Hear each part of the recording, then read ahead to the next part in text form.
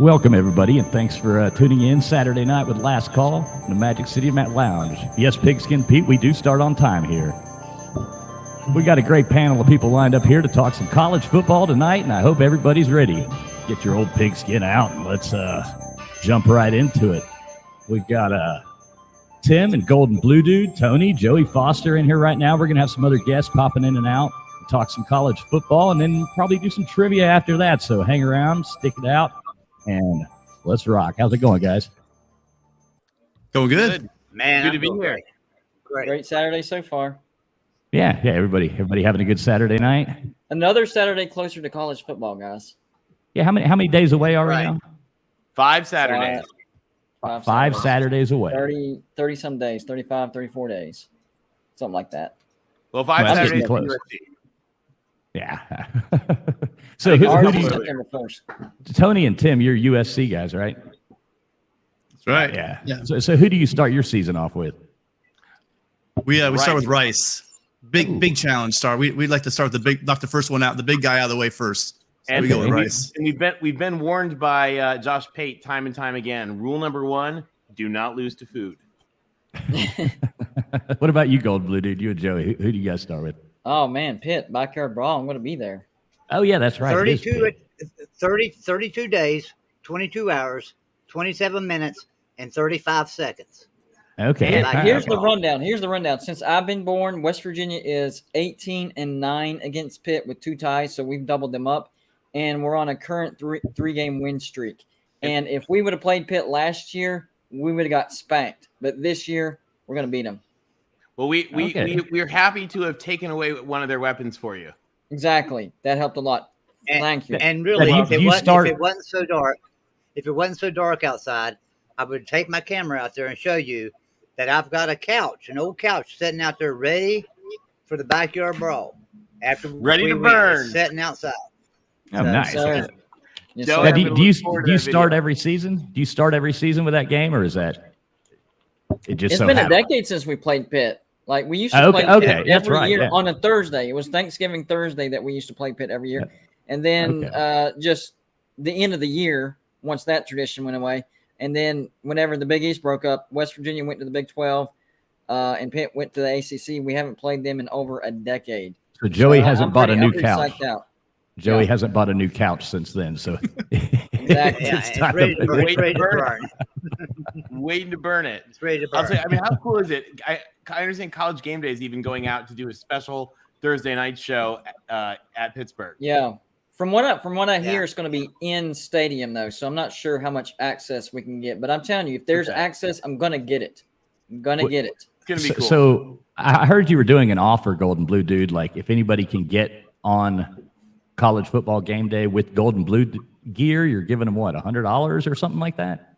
So what we're doing is anybody that can get on College Game Day with a Golden Blue Dude sign, says Golden Blue Dude, $100 worth of free merch from our merch store.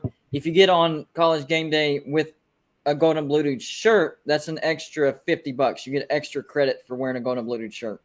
Now, what if you were to streak the game where then you would owe Golden Blue Dude $200 with Golden Blue Dude painted on your back and on your chest, and I think there should be an extra.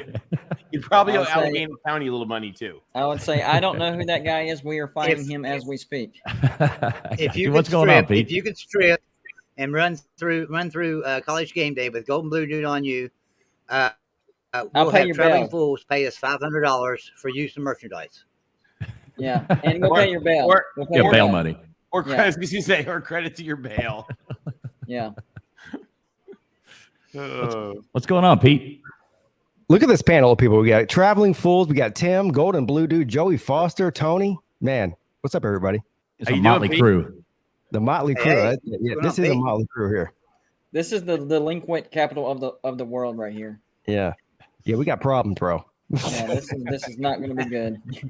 We got problems, bro. So, Pete, who does Clemson start out with? Georgia Tech. It's a cupcake game. Georgia Tech, yeah. Mm-hmm. Actually, the first three. How are they so bad? Huh? They're one of those programs that always mystifies me because they have no reason to be that bad. Are you talking about Georgia Tech? Yeah. It's because of their previous coach and that triple option. Yeah, well, Golden Blue did speaking to the choir here. I was talking about getting rid of the triple option. Look, they were the only team in the Power Five for how many years it was running a triple option? It's ridiculous. Yeah. Once Navy was running it there for a while, then they got their new head coach. But Georgia Tech for like 4 or 5 years, they were the only team. Crazy. I have a problem with FCS teams and even some Group of 5 teams running. The only reason you run triple option in today's game is if you have a very, very big disadvantage as far as talent goes. Yeah. But your quarterback can't throw past 10 yards. But Georgia Tech is in the middle of Atlanta, the one of the hottest recruiting beds in all the country. And so all of their players, they didn't want to run a triple option. We're going to Clemson, Georgia, Miami, Florida State. I mean, Alabama. You go down the list. Ohio State. So it never made any sense to me. This Georgia Tech made this problem for themselves, and it's going to take them a decade or so to dig themselves out of it if they do it right. Yeah, and all the people that are like, "Oh, Georgia Tech can't get talent." I mean, their recruiting disadvantages too much to overcome.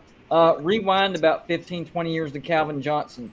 Georgia Tech, whenever they actually recruit and have a decent system, they can get some talent. I remember West Virginia played Georgia Tech in the Gator Bowl. We did beat them, but man, those were some good teams back then. Yeah, Georgia Tech and Cal Berkeley are the two schools that like mystify me on why they're not great. Yeah, we all remember Cal with Aaron Rodgers and Marshawn Lynch. Man, they used to bring in some crazy talent over there at Cal. Yeah, I don't know. Georgia Tech, they've been on a pretty rough patch. I feel sorry for our boy Sea-Dog. Sorry, Sea-Dog. Reminder to the chat to go ahead and hit that like button down there. If you're not subscribed, be sure and subscribe to Traveling Fools too. That like button is very, very important, people. That's what helps this video hit the YouTube algorithm and gets it suggested more. Okay? Please. Simple, fast, easy, and free. Yeah, listen to this guy. He knows how to get videos out. Exactly. And that and titles too, right? Golden Blue Dude. Yeah, I was going to get Golden Blue Dude to actually do the title for this show, but I forgot. I could have come up with a good one. Let's hear it. What would you add here? Let's see. Off the top of my head, I would have come up with something like, let's see. College football might be headed for a doomsday because of a decision that Clemson just made. How about that? Yeah, that would have got him in. There we go. There we go. I see you, Paggy. And then we would talk about some kind of decision that Clemson made. Pete, what kind of decision did Clemson make? Yeah, that way it's technically not clickbait. Yeah, GBD, you're a genius, man. You really are. I know you can't tell about the clickbait, but I mean you got to be just laughing all the way to the bank. He's like, you remember the original Wizard of Oz movie when they find the guy behind the curtain? He's back there going like this, but that's Golden Blue Dude. That's me. That is me. He's the one rearranging the teams. They're calling him for advice. They're saying, and what's hilarious is in the comments, people take jabs at me all the time because this was nothing but clickbait, blah blah blah. I'm like, hey, this comment right here that you just commented helped the video, so. Appreciate you. Right, exactly. Every single one, even if they dislike, it's still exactly. Still it's helps. still putting you out there. The best piece of advice I heard on YouTube was from somebody who said, "It doesn't matter if they like you; it only matters if they watch you." Right. Ding, ding, ding. Who said that?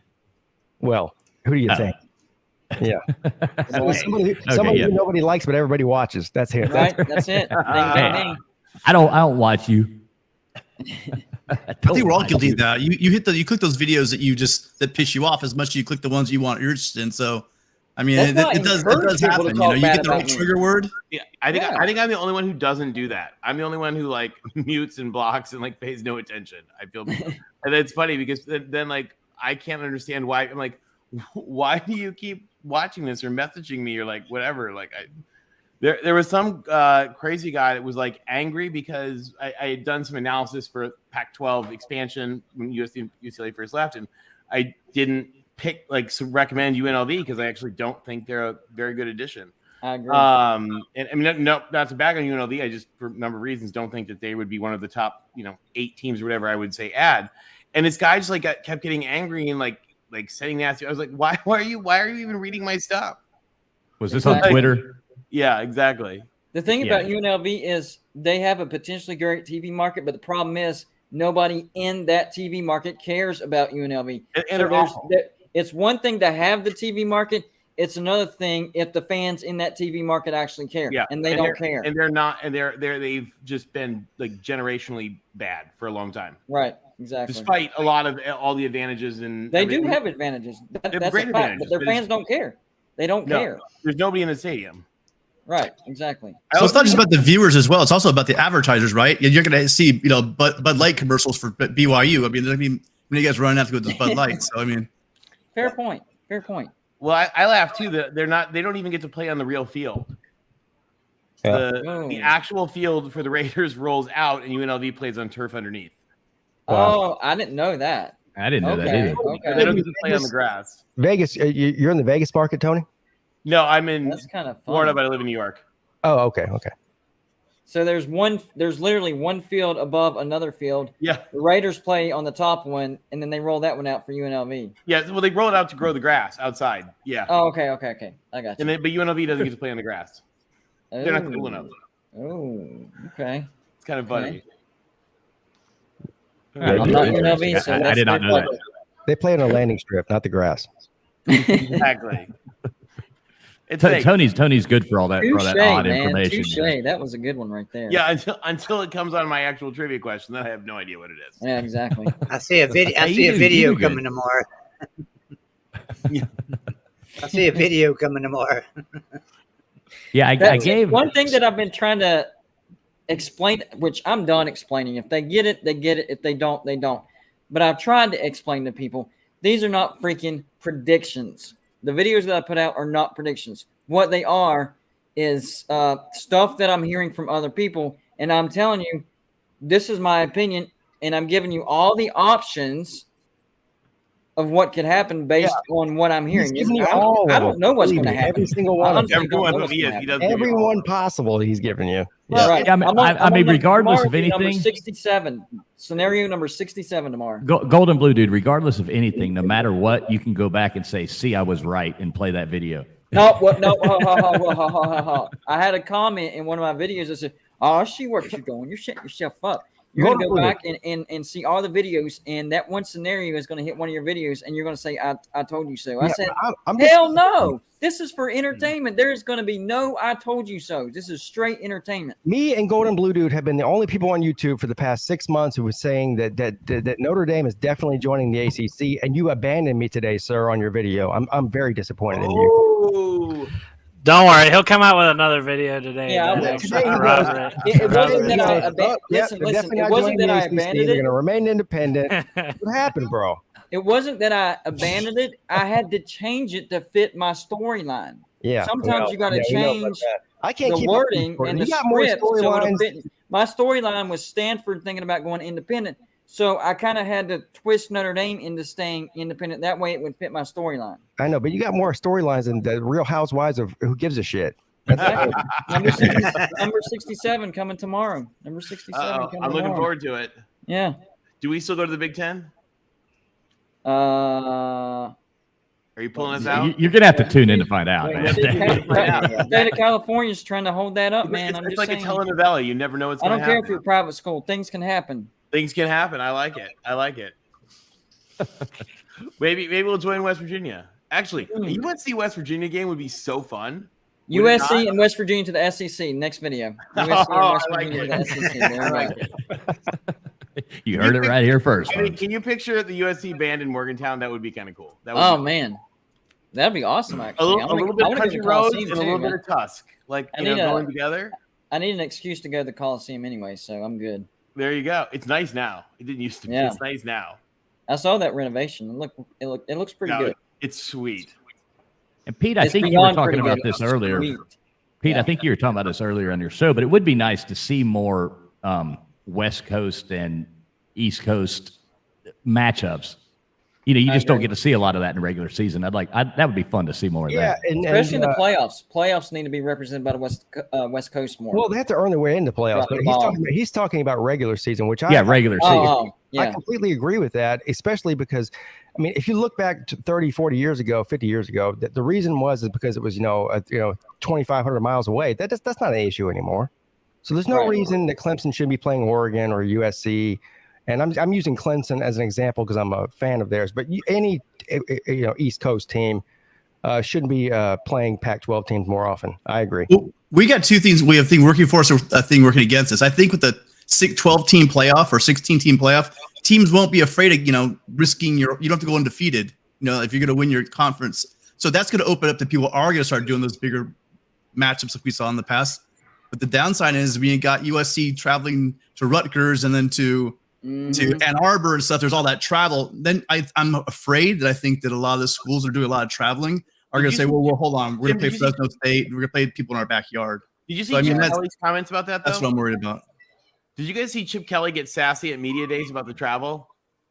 Mm-mm. It was a riot. Chip Kelly just shredded the travel argument for football, particularly.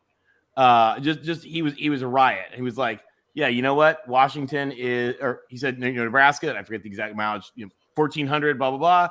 Seattle is 1,350 or whatever. Right. Like, the exact same distance. They said, and then somebody tried to get sassy to Chip Kelly, and they said, well, what about going to Rutgers? He looked him dead in the eye and said, 2,745 miles, 4.5-hour flight. We'll be on the ground for 18 hours.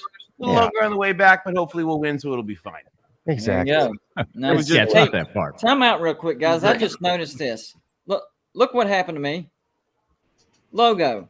Yeah, it looks good. It looks good. I'm the only shot that has a logo stuck in the middle of my back. What are you trying to do to me, man? It looks good. Hide some of those. You know what it is. Actually, blocked out the state of West Virginia. You see that now? My cutout of the state of West Virginia is blocked. You know what? But look, underneath you is West Virginia, so that means Traveling Fools is a West Virginia fan. Exactly. Do not watch Golden Blue Dude's video because all it is pop up, logos everywhere. Pop. Hey, it's memorable. It's memorable. I also respect that because that's kind of a pain in the ass to do on your own. Actually putting all those logos. I've seen you do them before, and I was like, for the short point he was making, that was kind of a pain in the neck. I respect it. You're still using the logos that I sent you, right? Yes. Yeah. Yep. Back in the day. That was back when I couldn't figure out how to download a PNG, and then CDawg picked me out. Oh, okay. I have a whole folder. I had the logos that still had the white background to it. Yeah. For the record, we have all the software now to get rid of all that. That's good. Right. For the record, yeah. I can't believe I missed you guys talking about Georgia Tech earlier. I was I was like listening, and I was like, I was trying to set up my mic and everything. Hey, I'm out of practice. It's been a while since I was the only one defending you, man. You're actually trying to be professional. Yeah, actually, I believe the term cupcake game was used. Oh yeah, I say that. And I agreed too. Well, so let me get this straight, CDawg. You were actually trying to be professional. I am, yeah. I haven't had my mic and setup and everything in a while. It's usually, I'm just. Wait a minute. Usually, CDawg is in here. Never mind. What's God, well, there goes Coach. Damn it. Well, damn. Yeah. You trolled too hard last night, CDawg. I sure did. But yeah, usually I don't. I just do this freaking little clown show every Tuesday night, and so I don't really need a fancy mic setup or anything like that. Hold on now. You just called my show. Hey, clown shows are entertaining too. Hey, CDawg. I love you, but I don't like you. Hey, now that Coach Coop is here, look at the setup. Joey Foster is Alice from the Brady Bunch. Hey, CDawg, Coach Coop went on cleaning all y'all's houses. Coach Coop went on Twitter yesterday and said, I only know one Georgia Tech fan. Yep. Yeah, I saw that.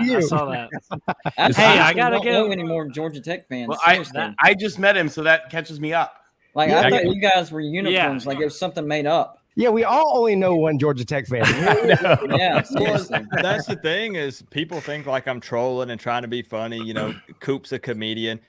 I swear to you guys, at least like just in real life, CDawg is the only Georgia Tech fan I have ever met. Hand to God, yes. Yeah, and I know they exist, but in person, CDawg is the only one I have ever met in my life. They've to be honest, when I started my channel, I didn't expect to have a huge following, but a lot of them have come out of the woodwork. Kind of, it's kind of a safe place, but I don't blame them for not being around. To be honest, my name is Sea Dog, and I'm a Georgia Tech fan. And I create a safe space for all of you to come. I have, because to be honest, when I venture out into the YouTube, I get slammed down repeatedly, so I really can't blame them. See, as USC fans, that's how we felt until about November 30th of last year. UNC, you said? No, USC. Oh, USC. Okay, well, good. Good to meet you. About November 30th of last year, and then it got happy again. There you go. Nice. There you go. And we've actually got two USC people in here. Tuesday night at 7 p.m. since the Sea Dog thinks it's a clown show. There you go. Hey, Travel Fools, was this what you were expecting from your show? This is better than I was expecting. Hey, Coach. I would agree. I would agree. You want to be on the ACC show? Wait, what was that? Never mind. No, you lost. Hey, I'll give Coop credit. He does run a pretty accurate simulation over there on his channel. Yeah, I don't want to talk about that. that was disappointing. That was really disappointing. That was amazing. At least they extended their arms to you, because I've put my application into the ACC show like 4 times. I've been denied every stinking time. Hey, I was scrolling through my old streams from last year. It's shocking for West Virginia. Yeah. Now, Coop, let me ask you this. What on your simulations, what did we go last year? What was the final? I am Roger Dodger. I think they went 10-2. Yeah, we did really good last year in the simulation and really bad in the regular season. Yep. Or in the real season. So I'm hoping that your simulation means we're doing bad in the simulation, so we're going to do good in the regular season. I think you're onto something, actually. Yeah. That's where I'm going with it. I think it's self-correcting. I think it saw that and it's like, whoa, let's pump the brakes here. It's probably like high on Miami this year. You want Corso to pick the other guy, so you want the simulation to pick the other guy, so then you win in real life. Fair. Just like Corso with the headgear. Something. Yeah, it's a lose-lose with those simulations, because it's either I rig Miami to win, I rigged Miami to lose. It's endless. Yeah. It never stops. You can't please everybody. Yeah.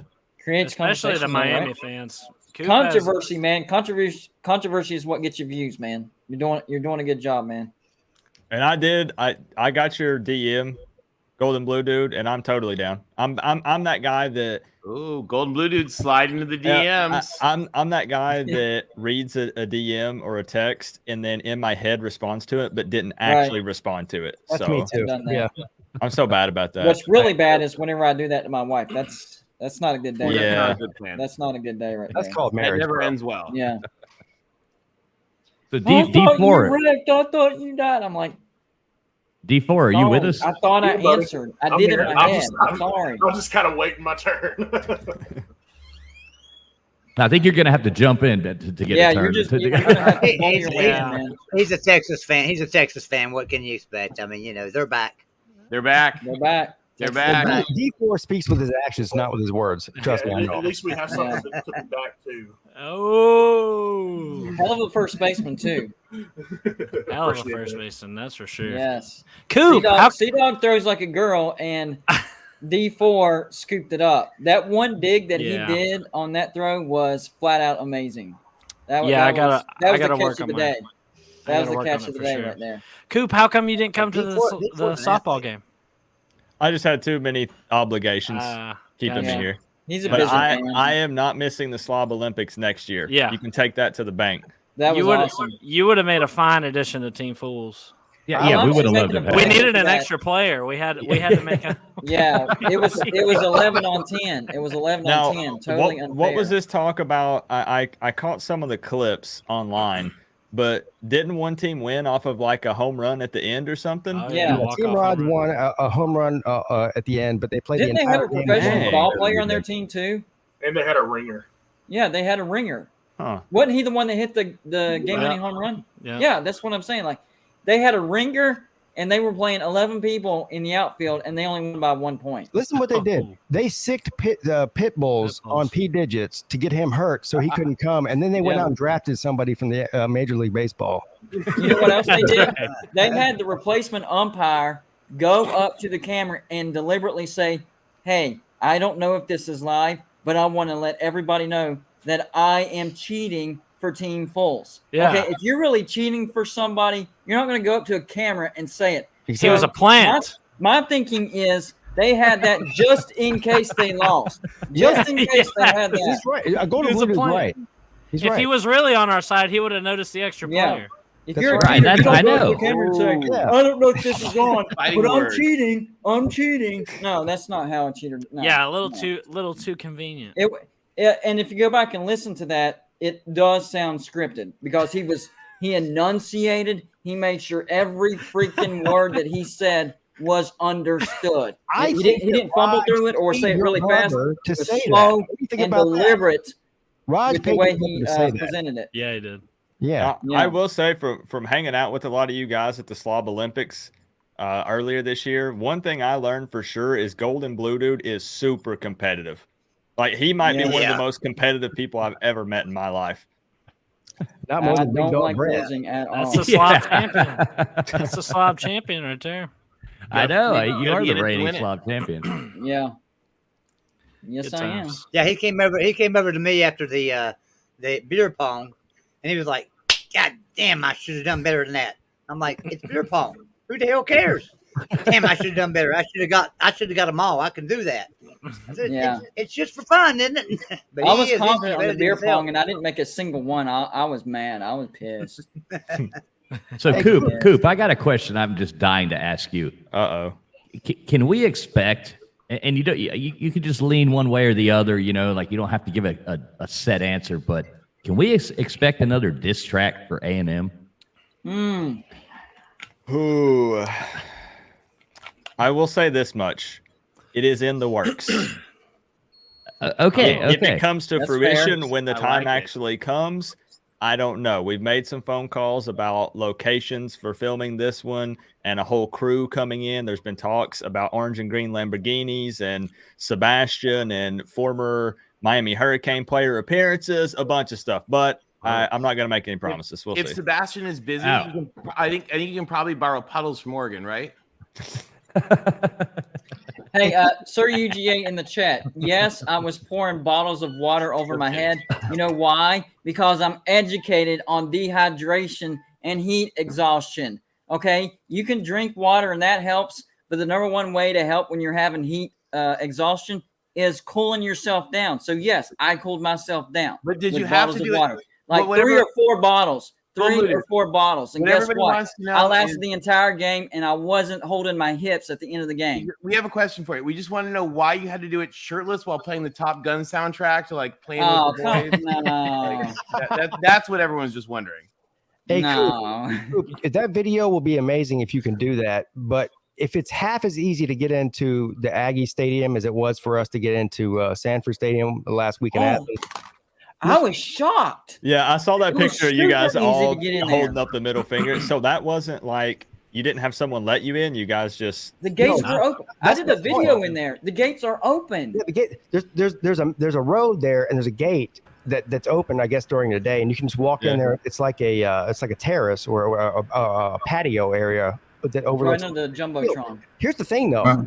As traveling fools and Sea Dog, there's nothing separating you from hopping over that little tiny little turnstile deal and going on the field. Yeah. I almost did it, and I got talked out of it because I didn't. And not only that, men in Athens wear shorter shorts than women. Yes, that's That's true. a fact. Yes, they do. I could have. Yeah, I could have been peer pressured into doing that. Probably. You guys shouldn't go to New York or LA then. Remember, we even tried to. I talked everybody into getting into that elevator, and I was like, "Come on, well, let's just see." And they're like, "Well," I said, "If it works, then they should have turned allowed. it off." Right, Yeah, it's allowed, exactly. So we ended up going down, and we got. I don't know. All of a sudden, it was like, "You are in a restricted area. Please exit the area immediately." You know, like all this stuff. Yeah. Like, okay, well, No, that was crazy. Like even so, I've been to Clemson several times as well. Before I haven't been since the renovations and construction, so I don't know what it looks like now. But before they have a gate where you can see everything, you can see Howard's Rock and everything, but you can't go through the gate. Right. So you can take pictures in front of the gate, and there's a clear view in the stadium. You're just not in the stadium. With Georgia, you go past the gate. You're in the stadium. Yeah. Well, the best. that gate was stupid too, Pete. Like you were saying. I mean, all you had to do was There was over it. nothing. Yeah. Anyone could run out there, and I have no idea what the protocol there is. If there's somebody like watching, I doubt it. I could have done. I probably could have went out there for 5 or 10 minutes, and nobody would have ever known. But with my luck, I'd end up in Athens, jail, and then be like, "What are you in for?" Athens jail. You've been sitting right next to Jay. Right. All right, man. You too. Now, anybody that's been there, is it just me, or does that stadium look bigger in pictures? I don't know if it's the way it's constructed. I don't know if it's the way it's closer to the field, but I've been to Clemson Stadium. It's about the same as pictures. I'm being honest. Like those upper decks are towering. They are towering. But Georgia's, it looks like it's just nice and compact. It doesn't look as big as what the pictures say. Yeah, things run a little smaller down there in Athens. Yeah, the only things the only two stadiums I've ever been in that feel bigger in them than pictures are Michigan Stadium and the LA Coliseum. Because they're open. Yeah, they're really open, and so when you're in it, it just feels way bigger. But a lot of them, especially when there are a lot of decks up, right? Like you get in and it doesn't feel as big as it looks on TV. Yeah, but Clemson's, I have to say, Clemson's is not like that because those upper decks are just so massive. Those things are ridiculously big, and they're super steep too. It's the steepest stadium in the country, and I'm telling you, I've been to a lot of different college football stadiums. There's really nothing that even compares to what it looks like. I know I'm a Clemson fan and everything. I'm just talking engineering wise and structure wise. There's nothing really like that I've ever been to before. And there's nothing more dangerous than a steep stadium and West Virginia's. Okay, listen, guys. Listen, guys. So everybody, like Edward would say, buckle up your seatbelts because we got somebody just popped in here. He may or may not be a Georgia fan, and he may or may not be a cheater. But have a good night, guys. Have a good night. So let's welcome our friend Raj. Woo, Raj! You fucking bad, beautiful motherfuckers. What's going on? You beautiful Was that the Raj? What's going on with fucking Saturday night? Yeah, you go. I'm gonna lay this faggot baby out the rest tonight. You understand me? Now it's partial my fault and it's partial Traveling Fool's fault. I thought because BA and Mrs. He froze. He's frozen. Oh man. Oh well. I guess they cheated after all. Yeah, never know. He was in the middle of an alcohol about it. Raj, raise your hand. Raise your hand if you cheated, Raj. Yep. We got proof. We got proof. The answer was done. Yeah, there goes that Raj internet down here in the fucking garage down here. But anyways, we had a damn good time. Where it is what the fuck it is. So next year will be different. Okay, we'll next year is going to be a lot different. Oh, it'll be a lot different. We're playing 17 people, and I'm hiring some Folks, that one change that me and you talked about is small, but I think it's going to make a difference. Like I said, man, for sure. You need to bring some of the Mets up from Port St. Lucie.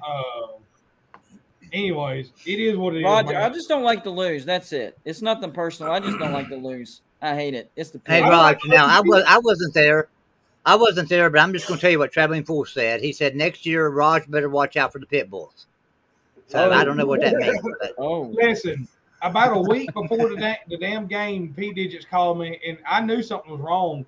And he sent me pictures. And I was like, "What's up, dude?" He's like, "Dude, I was walking my damn dog with my wife, and a bunch of goddamn pit bulls attacked my ass." He said, "Put my arm up, put my knee up," and he said, "They damn near killed my dog, man." I was like, "What the fuck?" Yeah, Big Dog Brett put the head out on him, bro. Did they find the owners of those dogs? Yeah, they did. Yeah, you shouldn't have dangerous dogs like that out loose like that. Anyways, that's not good. Anyway, it is what it is. We had a fucking good time. It was great. It was great. Are y'all watching this shit show? My son, he wanted a bunch of his buddies over here to watch SummerSlam, and this fucking SummerSlam is the big. Is Raj talking about wrestling? Yeah, I think Raj is talking about wrestling. Sir, we're not 12 years old. Nobody's watching wrestling over there. Hey, I watch WWE from time to time. Wrestling is real. Wrestling is real. It's like my videos. It's like my videos. I know. If you watch it in context, it's fine. If you know that it's scripted and that it's not really real, it's entertainment. Same like my videos. I started watching wrestling. Back saving that clip on TV. That's it. I'm saving that clip. Wrestling and all that shit, but this shit right here. I told all my son's friends, I said, this is horse shit. I said, this is the worst shit I've ever seen in my life. Yeah, they're not even good at faking it anymore. Oh, it's horrible. It's fucking horrible, man.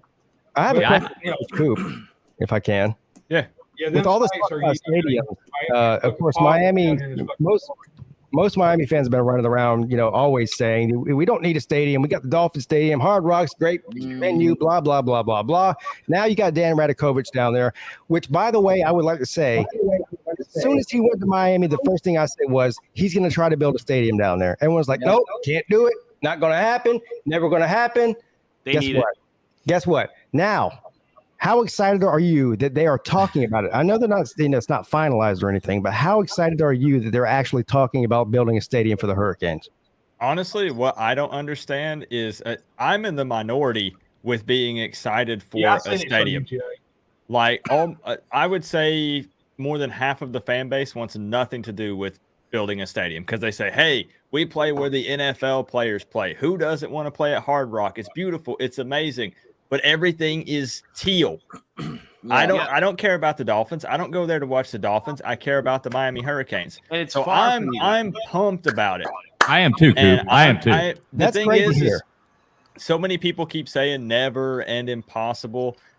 These people don't understand the power of money, in my opinion. Ruiz brothers. And riddle me this. I almost think that it's an age disconnect as well, because most of the people that are my age or older that went to the Orange Bowl that knew what it was like back then, they want the stadium. Right. From just the people I know and from what I hear. Now, the younger generation that never knew that seems to be more like, oh, I'd rather play in the NFL stadium and blah, blah, blah. It has that. There's a Miami fan base is very split. I would think you guys, and tell me this, wouldn't the students really rather play on campus rather than like an hour away? Yes. Well, it's not going to happen on campus probably because there's nowhere to build it on campus. They're talking. But I understand what you're saying. But yeah, it's the same difference. It really doesn't even matter. It's like he said, when you go into any college stadium in the country, you see their colors. It's their stadium. When you go into the Dolphin Stadium, it's the Dolphin Stadium. There's Dolphin shit everywhere. The players go into the locker room and there's a big goddamn dolphin on the floor. You know what's funny? Boom. I'm going to go to the Backyard Brawl, right? And they play in the NFL stadium for the Steelers, right?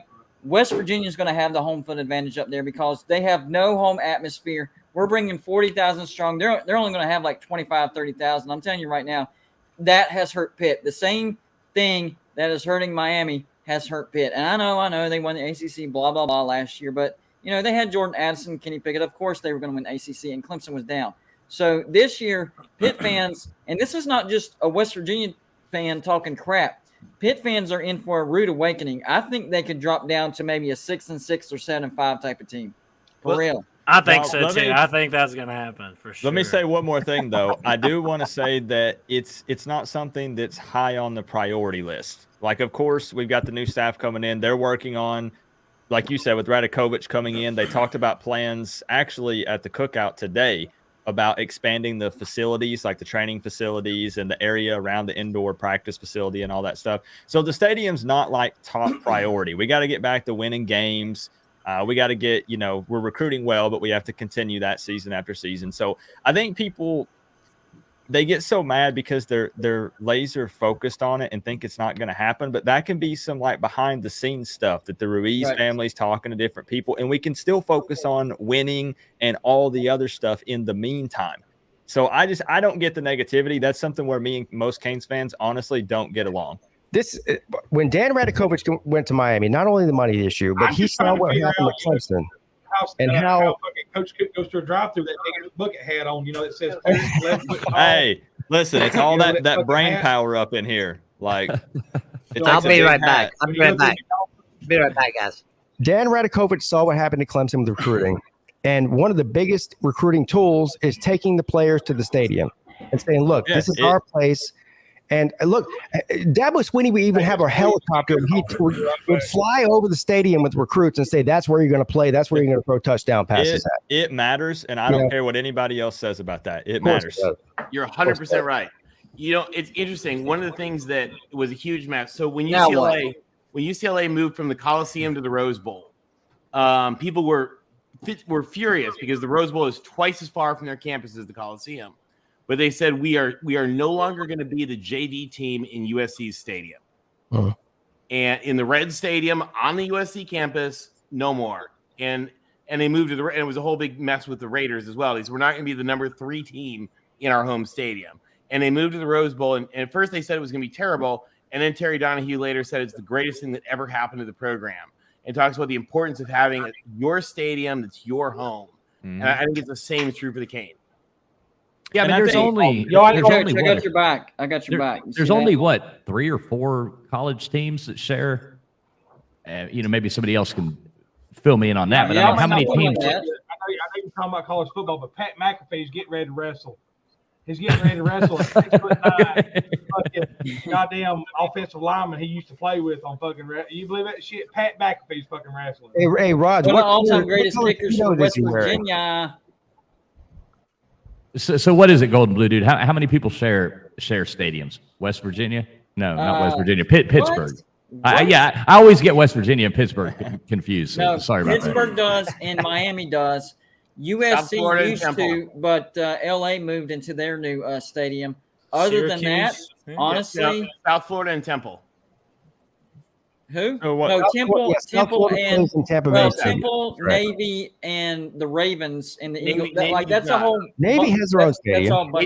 Navy has their own stadium. But they play. But they also play Army. Everybody does the Lincoln neutral site Financial Field and sometimes in Baltimore. Yeah, everybody does neutral site games. Navy has their own stadium. Their home games are at home. There's only I'm trying to think of 4. I think that's it now. What about Temple? Yeah, there's 4: Pitt, Temple, Miami, USF. That's right. USF. I remember back whenever USF was good, and they were sharing, and they still share Raymond James. Yeah, and UNLV. They got up to number 2, and they packed that thing out when West Virginia came to town. My gosh, that was a crazy atmosphere. But yeah, like ever since when Pete was talking about all the Dolphins stuff, when I went to Hard Rock for the first time, I was so excited. I walk in the gift shop. I'm gonna get some Canes gear. What's all this Dolphin stuff? Where's the Miami stuff? And it was like a little section over to the side, and I was like, okay. And they say that's because Miami's a big city. Look at all there is to do in Miami. Well, there's a lot of big cities that have their own stadiums. I mean, it has that excuse does not fly with me. There are 9 professional quality football. Either football or baseball. I gotta get my mic right quick. I gotta watch Pat McAfee right quick wrestle. I'm sorry. Okay. My son just came down. He wanted to watch it. So in the 3 LA, I found the right hat. In the 3 counties of LA, Orange, and San Diego County, there are 9 stadiums that you can play major professional college football in. Dang. Yeah. So there's a lot of places that have a lot of stadiums. And so it's crazy. I think it's 5 schools that play in NFL stadiums that don't have their own. How many of the people all have a terrible environment? How many people here are also NFL fans? Because I find it fascinating the difference between NFL and college football fans as a whole. Yeah, I'm a Bengals fan, but I'm not gotta watch every game. I'm okay. By the way, guys, this right here is history. This is the hat that influenced the name of my YouTube channel. For real, this is the hat that started right here. What about you, Tim? Are you an NFL fan? No, I was a huge NFL fan back before the 90s when the Raiders and the Rams left. It's never been the same. Once they came back, I mean, I go to games once in a while. I mean, I'm even wearing a Rams hat right now, but I mean, I don't follow them like I used to. No, I mean, I'm just kind of turned off by the NFL. That's why. How about you, Tony? No, I mean, I share a little bit, but not as much. I always say I watch too much college football on Sunday or Saturday. I have to do something on Sunday. If the Falcons were any better, I might be. But good Lord. I watched the playoffs this past year because the Bengals were in the playoffs. But as far as watching the Bengals on a regular basis, maybe 1 or 2 games a year. I'm not a true NFL fan. I'm really not. If the Bengals are the best team in the NFL this year, you'll see some Bengals videos from Golden Blue Dude. I guarantee it. D4, are you an NFL fan? I am. I'm a Titans fan. Okay. Yeah, I'm an NFL fan too. I'm a Panthers fan. Now, if we want to talk about betting on NFL games, that's a different story. I'm the master at losing money betting on NFL games. Yeah, don't ever bet on NFL games. That's a bad idea. Yeah, that's not. Those are so unpredictable. But if you guys don't mind, I want to ask Traveling Fools really quick, since he's a fellow Miami fan. I don't know if I've asked you, are you pro or against the stadium for Miami? Oh, I'm all about the stadium. Okay, yeah, I'm all about the stadium. I thought you were. And I'm right there with you, where we've caught a lot of flack in the division with the people trying to argue. I think one of the problems is there's so many people who have defended not having a stadium so long that they can't get behind wanting to have a stadium. Right. They'll be the first ones when you get a stadium to be bragging about it. I think people just hate change. Even if it's for the better, they hate change. They're also worried about getting their hopes up and then it not coming to fruition. Well, as Miami fans, we should be worried about that. Yeah. I've heard this argument too. I've heard this argument, like the older Miami fans that remember the home atmospheres of the Orange Bowl.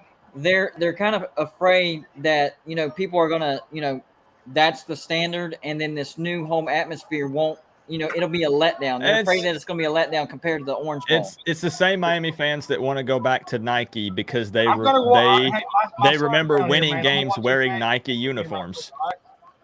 So they associate Nike with winning, so they want to go back to the Nike brand over Adidas. Yeah. I mean, there's a lot of reasons to want to go to Nike over Adidas. Yeah. I'm all about the three stripe life. I could care less about Nike. Miami should be a Jordan Brand school. I would actually be okay with that. I wouldn't hate that. Should be a Jordan Brand school.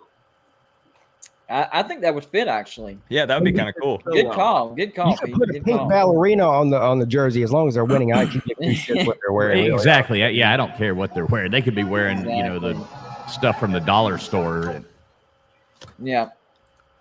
I want to get everybody's opinion on something. I think we can all agree that in general it's better to play college football games in college football stadiums, right? Right. Yeah. So I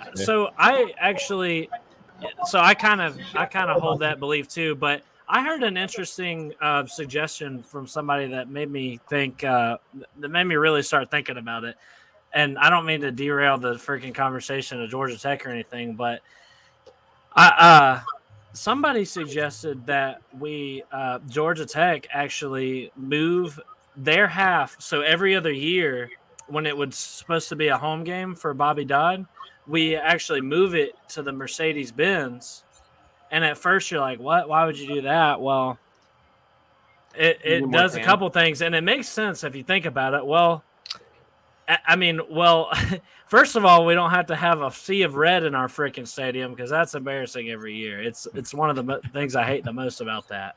And I haven't seen – we don't have any type of home field advantage either. I've only seen us beat Georgia 3 times in my lifetime, none of them at home. Cedar, I got bad news for you, bro. Oh my gosh! Clemson plays Georgia Tech in that stadium, the Mercedes-Benz Stadium, the first game of the year. They shut off the top whole section. They're only allowing 55,000 people to even buy tickets for that. Wow. Yeah, that's the thing. That would be something. It would fill up with Georgia fans. Now it would need to be full capacity, but they'd fill the damn thing up, and we'd make more money.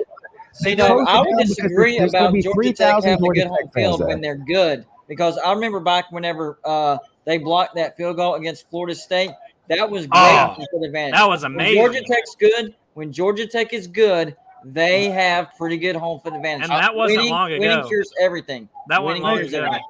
I'll give you a precedent for that though.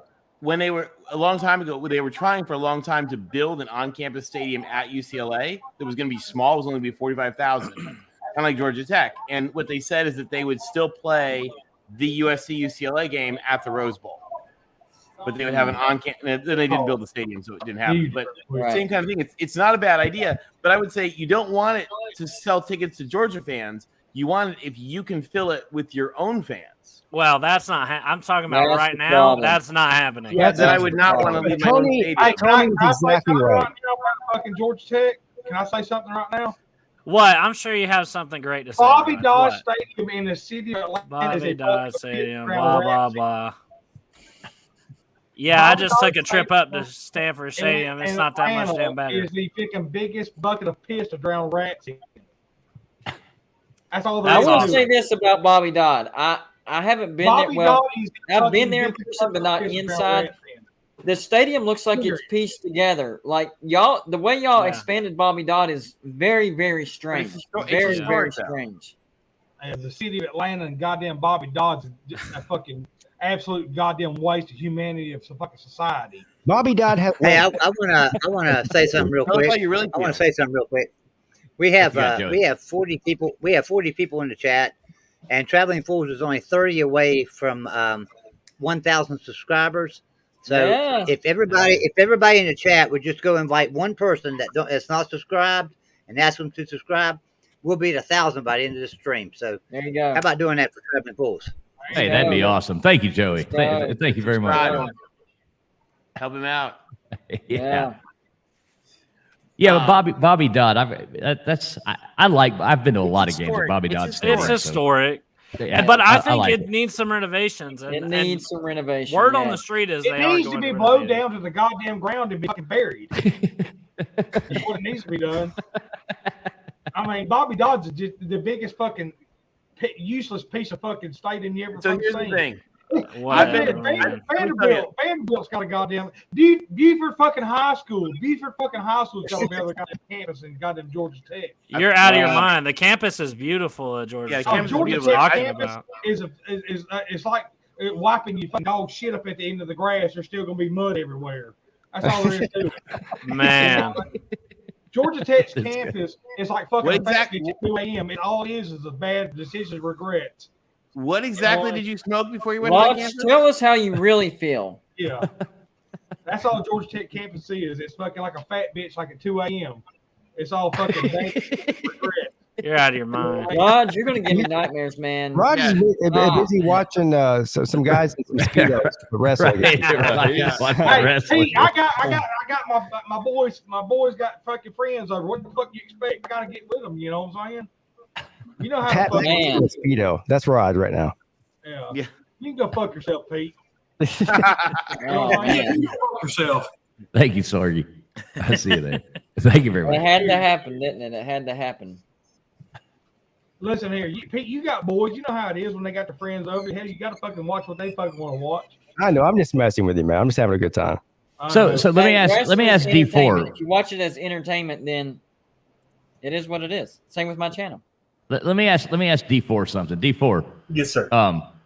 So you're a Texas fan. So let's give you the platform for a minute here, man. Everybody's talking. Let's hear your spill. What do you think about Texas this year? I think it's a build. I wouldn't say a rebuilding. I think it's a building year. I want to join in. I think it's going to hinge on our defense. You got to put the thumb in, Coop. Thumb in. Yeah. Just horns. See this? All right. I just want to join in with everybody else. Everybody that's on camera, let's go. Yeah, it's easy. Right now. Everybody that's on it's camera. very easy to do. Wait, do you guys know, by the way, did you guys see on Twitter today? Sorry. Did you guys? Joey's out there throwing the shocker out. The shocker. Well, you know what that is. You know what that is. All right, so here's the horns down. Right, this is a maybe.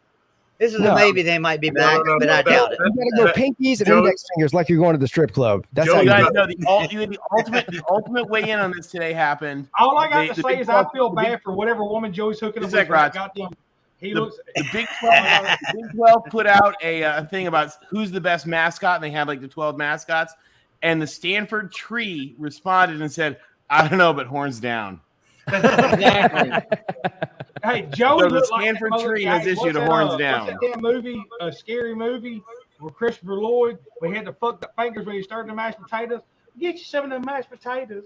Get you some of the mashed potatoes. That's how Joey looked. Look at him. I feel bad. Here's Joey's horns down. Joey's horns down. All right, let's let D4 talk. Let's hear it. I'm an old friggin' man, y'all. Come on. All right, D4, go for it, man. Yeah, Rod, let's D4 talk for 2 seconds. First of all, Joey's got the arthritis horns down going. There you go. But anyway, that doesn't bother me whatsoever. Unlike most Texas fans, the horns down does not bother me. I'm just like, yeah, it's original. Good job. Congratulations. No. But anyway, I think we got a building year going on. It's all going to depend on our depth on defense. Our offensive line may have issues, but we got 2 outstanding freshmen coming in Kelvin Banks and Campbell that if they play early may sure it up, but you can never depend on a freshman to come in and contribute automatically. But I look forward to seeing the growth from the turnover of the roster that Sark has done. I think it was like 75% turnover that I read of the Texas roster. So it'll be a good indication of how well we use the portal and how well we recruited. And hey, D4, you're going to like this. Okay. I think Texas goes 8-4, and I actually have Texas beating West Virginia because of where that falls on our schedule. Texas is a road game for West Virginia this year, right? Well, it's directly after the road trip to Virginia Tech. And I think West Virginia does beat Virginia Tech on the road, but that's going to be an emotional win. It's going to be draining. We'll probably be a little hungover from that win. So I think Texas catches West Virginia this year, and I have West Virginia losing to Texas. Now, I think West Virginia can go on and have a 9-3 type of season, but Texas does have talent this year. I still think they're going to trip up where they're not supposed to trip up, but all in all, I think they have enough talent to go 8-4 this year. Listen, I would be perfectly happy with an 8-4 season. That's a step in the right direction from what we had last season. I mean, I think we will get our revenge on Kansas. Oh yeah, definitely. As sad as that may seem, big revenge. You have to, because you need Uncle Lou to turn the helmet bright side up. Right. Yeah. But I'm excited for this season. I'm excited to see where we go. Roger Dodger says he has Texas going 4-6 to start, and Sark aspired to see you good. Well, one thing Texas does. I think West Virginia that is a bold prediction. I think West Virginia goes into Austin ranked 3-0, ranked. Texas beats West Virginia. I have them losing to Alabama, so I don't have Texas ranked going into this game. So West Virginia goes into Austin ranked. Texas beats West Virginia, and then Texas becomes ranked. That's my hot take. Let me ask you a question, D4. What do you have Texas finishing in the Big 12? What position? In the Big 12, third. Yeah, third. Yeah, I have. So I'm gonna go hang on my son. He keeps poking me over here, wanting me to watch this week. Hey, family first, man. Family first. Have fun. I got you, Raj. Love you, brother. Thanks for coming on, man. Hey, see you, Raj. Like I said, I got to go hang on my boy, man. You know, he got some friends down, and he wanted to watch this because Ronda Rousey's. I think she's getting ready to do her match, and then you got Roman Reigns and fucking Brock Lesnar at the main event. So, kid for your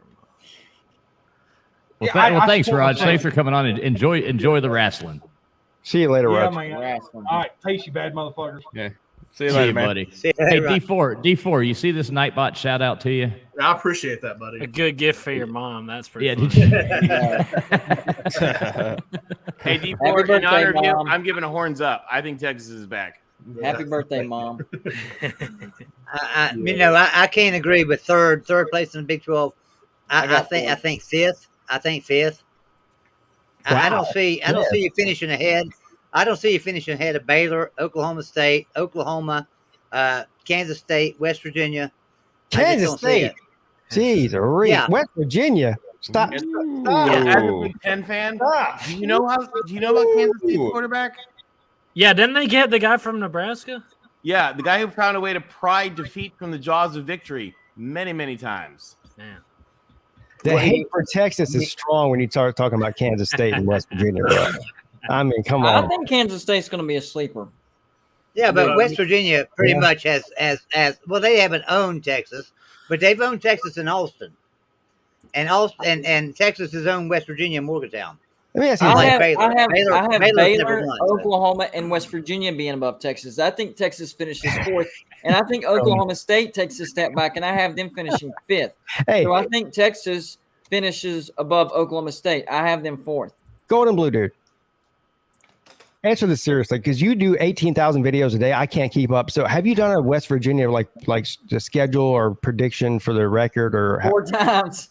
4 times. So where do you have them? 4 different results. I have them on the video. I have them finishing 9-3. Well, I'm not going to watch the video. I'm asking him now. How many wins do you have them having? I got them 9-3. The two sure losses is at Texas and at Oklahoma State, and I think they trip up somewhere else. Probably. You think that West Virginia is going to win 9 games in the regular season? And here's why. Last year, 4 of our 6 losses were 50-50 football games because we didn't have an offense. We're going to have an actual offense. Yes. So Golden Blue Dude, do you actually want to be a part of the ACC now, right? I don't know, because I did, but now the ACC looks really, really shaky. I don't want West Virginia to jump from the Big 12 to a conference that's going to die. If I knew for sure that the ACC was going to be fine, then I would say yes. But I'm not sure about that. That's where they fit best. The rivalries are awesome. Yes, I would love it, but not if the ACC is going to die. I don't think the ACC is going to die, actually. I hope not. I'm not convinced either way is what I'm saying. I don't know. I just hope it doesn't die because I don't want to see the ACC show go away. There was no doubt that the ACC was going to be fine in my mind. We weren't talking like this. Now, the SEC trying to figure out a way to break the grant of rights. They want Clemson, North Carolina, Florida State, and Virginia. So now it's more like I'm not sure. I'm not saying that it will, but I'm also not saying that it won't. I'm not sure right now. I am with West Virginia on 8-4. I'm with West Virginia on 8-4, and I think that, but I still think Texas finishes 5th or worse in the conference. I still think that West Virginia, Oklahoma State, and Baylor finish ahead of Texas. I think that Oklahoma State and Baylor finish ahead of Texas. Me personally, everybody's going to be high on their own team. I think you guys are extremely high on your own team. Hey, I'm high on Texas. I got you. Yeah, I like I said, I will be perfectly content with an 8-4 season because that's heading in the right direction. You like that, Coop? Honestly, Traveling Fools, Nightbot is the smartest person in this stream. Wow. See, Coop, what I've done, I've trained my Nightbot to be a troll. Oklahoma State is not going to be as good as what they were last year. They're going to be a 7-5 or 8-4 team, and I just have Texas having the tiebreaker over them. They lost their defensive coordinator, one of the best in the nation, to Ohio State, and they lost a lot of key pieces on that defense. I'm telling you right now, do not put faith in Oklahoma State this year. Remember, I'm the same guy that got laughed at for predicting Kentucky to go from 5-6 to finishing 2nd in the SEC East last year. What happened?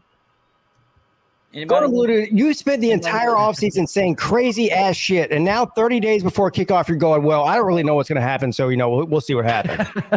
What? Yes, you heard me. All right. So I didn't do that. Let me ask you a question, D4. What place did Texas finish in the Big 12 last year? I would have to look. I can't remember right off the top of my dome. Bottom half. It was bottom half. Yeah, we were 8th or 9th or something. 8th or 9th. 7th or 8th. All right, so you can't tell me that they've all of a sudden got all their problems corrected and all of a sudden they're a top 3 team in the Big 12. I don't believe it. Top 3 in the Big 12 isn't hard, sir. Yeah. I agree. It's not that hard. But they've got a lot of culture problems. They will come for you. They have a lot of culture problems. Like I said, 75% of the roster has been turned over. Yeah, Texas has a lot of talent this year. A lot. Oh, I know they do. Outside But Verb, they have a I lot could of jump talent in. every year. If I could jump in, if you guys sort out your offensive line, I don't see anybody. Well, it also depends on Ewers. If Ewers is as advertised, I can't think of a better trifecta than Robinson, Ewers, and Worthy, right? The receiver. Yeah. You guys, who's going to stop those 3 if Ewers is the guy they've been talking about, and you sorted out your offensive line, which I'm sure you have. You've been recruiting very well. Yeah. That was available for purchase, and they wanted it. Yeah. I just can't see anyone stopping them. That's just a nasty top 3 right there. Wham, wham, wham. Texas is going to have a good defense. It's the biggest.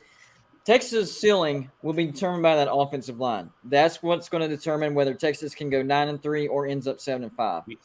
We are getting in a time machine and going back to 2005. All I want to point out is there's a lot of a lot of hype about Ewers and everybody else at Texas. But, West Virginia got one of the top 10 recruits in Nico Marchio. And if he gets beat out by JT Daniels, then that tells you that West Virginia's got a pretty good team. So how can you say that Texas is going to be so good and West Virginia's going to be so bad? Well, Ewers was a top quarterback in the country 2 years ago. So I mean, he's not like a really good quarterback. And Nico Marchio was the top quarterback in the country just last year. Okay, if you want to get down to brass tacks about it, how can you tell me that with JT Daniels that West Virginia is going to be that good when the dude is a statue and can't stay on the field because he can't stay healthy? Are we comparing? But his backup is one of the best quarterbacks in the nation. I mean, just come like on. The quarterback you got coming in. Just like the quarterback you have coming in at Texas, Nico Marchio is one of the best quarterbacks in the country as well. So I'm just saying that neither one of them is proven. Neither one of them has proven anything, right? Exactly. And so how can you say that Texas is going to be so good, but West Virginia is going to be so bad when their backup Texas is also one of the is best quarterbacks infinitely better than West Virginia's. That's just a fact, man. I don't know what else to tell you, Joey. Hey, Coop, isn't it nice sitting back knowing we have a good quarterback? Yeah, man. I'm just sitting here enjoying this. For once, Miami, we can sit here in the past however many years and not have to worry about. Well, knock on wood. I mean, knowing our luck, something will happen. But if Tyler Van Dyke stays healthy, he'll be invited to the Heisman Trophy ceremony. If Tyler Van Dyke goes down, Jake Garcia comes in. Yeah. I think we're set. Yeah, I think we're set. See, I've already put out my Miami prediction. Well, I've changed it a few times, but I'm up to. I think Miami is going to go 71-0 this season, and that sounds about right. you can take it to the bank. Anybody listening? I was thinking 73-0, but whatever. That's next week, Pete. Yeah, I made the joke about the Nightbot comment about Miami going 15-0. I don't think Miami's going undefeated. No, I don't either. That's going to be my 68 scenario. Anyone who thinks Miami going undefeated is retarded. I mean, that's all there is to it. See, Coop, I've been trolling everybody. Coop, I've been trolling everybody on here for like the whole offseason. Just I play the delusional Miami fan for fun. I love it, and I do the same thing. I talk trash anyways, but no, I got Miami anyways going 9-3. And I can see that. I have them. Pete already. 10-2. I'm 7-5. A&M and Clemson are your two losses. Pete already knows this, I think. I know Golden Blue Dude does, but Mario's signature win this year is beating Clemson. I actually have a W against Clemson. In which game? In Death Valley or in the eventual ACC championship game after that? In Death Valley. And then wait. And then losing to Clemson in a rematch in the ACC championship. Other way around, buddy. Other way around. Okay. Let me ask Pete a question then. Yes. Pete. So I mean, how worried are you about Miami? Realistically. Oh gosh. That was a long, awkward pause. He's processing. He's on mute. Uh-oh. Oh, somehow you're muted. I was talking the whole time. I said I'm not worried about anything. We were like, my gosh, he's thinking. Wait. What exactly was it that you were saying, Pete? Rewind. Oh. There's a lot of excitement right now down in Coral Gables, and there should be. And like I just mentioned on my Notre Dame game preview, this is a game that Clemson could lose. And right. I totally agree with you, Pete. He's I totally agree with you.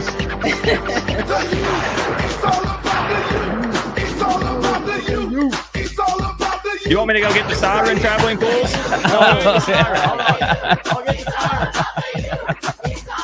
We'll do the Brian Kelly dance.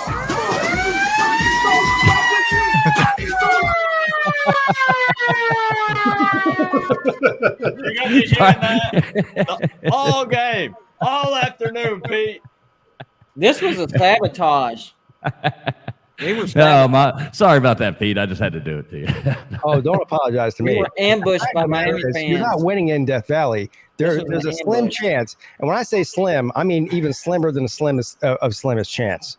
Chance is that you have a rematch with Clemson if you're good enough to even get to the ACC championship game. You might beat them there, but you're realistically, remember, this isn't the one ACC this year. This is Atlantic and Coastal. Who stands in Miami's way other than Miami in the Coastal? North Carolina, Pitt. Nobody. Honestly, I mean, really. Not Pitt, not North Carolina. And I'm not. My thing is I'm not your typical insane Miami fan. I'm not saying it's because Miami's that good. I know you're not. I just don't think that anybody else in the Coastal really can compete with Miami this year. I agree with you. My whole point was there's a very good chance that Miami and Clemson could play twice this year. They played once in Death Valley in November, the week before Thanksgiving, and maybe again in the championship game. There's zero chance of winning in Death Valley. So let's go ahead and get that out of your head. Let me ask you this. Yeah. How many home games did Clemson lose last year? In the championship game, zero. Zero. And they had a down year. Am I correct? They had a down year last year. Down year, won 10 games. And they still lost. They still lost zero games at home. Sorry, Pete, it's not happening. Maybe in the ACC championship, yes, you're not going to beat Clemson in Death Valley. It's not going to happen. Okay, we'll revisit this topic in November. And that's not saying that Miami's not good. Miami's going to be really, really good. You're getting to the ACC championship. Clemson is really, really tough to beat in Death Valley. Extremely tough. Hey, Coop. So we're planning and trying to make it happen to go to that game, and I don't know if it's going to work out or not, but I think it is. Like my wife and I and Mr. and Mrs. Pete and some other people. Mm-hmm. Yeah, what do you think about that? Yeah, I think we have like 10 people. I can walk to Clemson. I can walk to Clemson. What? That's November 19th. Potentially. I'm locked in for the Florida State game for sure because I can't miss the rematch against Florida State at Hard Rock Stadium. Mario Cristobal, How did y'all lose it? Manny Diaz. It's heck? It's yeah. Isn't that guy standing behind you? No, which Mario? Yeah, Manny. What happened to Manny? Manny is still buried in the backyard. Okay, you buried Manny in the backyard. Yes, I literally have a video of me carrying him out and burying. How did I miss that? His cardboard How did I miss cutout. that? Yeah. There are inedible mushrooms growing out of Manny's rotten carcass, cardboard carcass out there. Yeah. There's been a few times like after it erodes after raining, I'll see like a finger poking up, and I just take the lawnmower and just drive right over it. Coop, I will say this. Okay, if Miami can go on the road and beat Texas A&M at the beginning of the year, then I might roll with Miami. That would give you guys some confidence. Yeah. You roll into a very hostile environment, beat a pretty good Texas A&M team. That would change my mind. I think we can do Keep this between us and this stream. I actually have pretty low confidence in that game. That's too big of a stage too early in the season. Please beat our little brother. I mean, I would love to see it, and it's not impossible. But I just don't see Miami taking down Texas A&M that early in the season. And it's not that the Aggies are that good. I'm not putting them up on some kind of pedestal. It's just it's too early in the season. I mean, thankfully it's not week one. But I would love to see Miami beat the Aggies that week. I would too. That'd be awesome. What I would love to see, guys, is the meltdown that would happen. The utter meltdown that would happen if, by chance, Texas can beat Alabama, Oregon can beat Georgia, Mississippi State goes down to Arizona, Florida loses to Utah, and A&M goes down to Miami. The SEC people will lose their minds. Oh, it would be great. It would be. They would lose their minds, and it would be kind of awesome. I love bowl season. I know Georgia and Alabama made the national championship, but bowl season, the SEC did terrible, horrible. But people are right. Somebody in the chat said Mario's overrated. I agree that we do have to see. Everybody looks at Mario Cristobal as this fantastic recruiter, and look at what he's done at Miami. I know we're top 10 for sure, but we're hovering around like 5 or 7. But we have to see that coaching follow suit this season. And he's surrounded himself with a lot of really smart people that have a ton of experience. Yeah. So, I mean, we'll see. I keep trying to tell Miami fans there's going to be some roadblocks. There's going to be some speed bumps. Overrated, but last year he took Oregon into the horseshoe and beat Ohio State. I know he couldn't get over the Utah hump. Utah just got really, really hot. And even in the Rose Bowl, Utah gave Ohio State, who Oregon beat, but Ohio State got better throughout the year, a run for their money. They almost won that game. So is he overrated? It depends on how you define overrated. I mean, I know he's being hyped up a lot, but I think he's a good coach. It might be even as far as, how the hype that he's coming in on. That's just my opinion. I think he's going to do something at Miami. I really do. Well, oftentimes a lot of people give the credit to the head coach.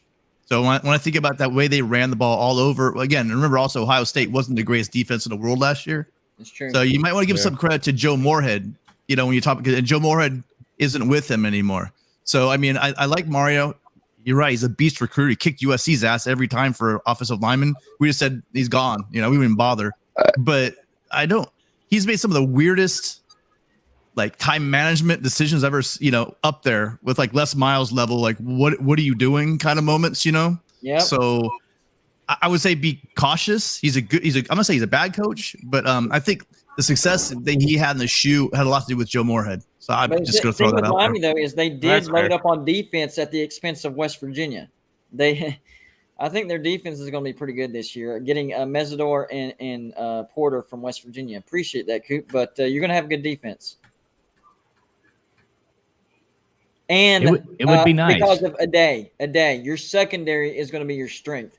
Adai is a great DB coach. Every time he's went to a new team, that defense, that secondary has become elite. But I think the problem West Virginia, top 5 defense. Last year at Georgia, one of the all-time great defenses. I'm telling you, he's going to do wonders for Miami. Well, because I think that Miami definitely does take a positive step in the right direction this season. But I think what a lot of Canes fans are doing is they're getting so wrapped up in all this recruiting stuff. And this is the 2023 class.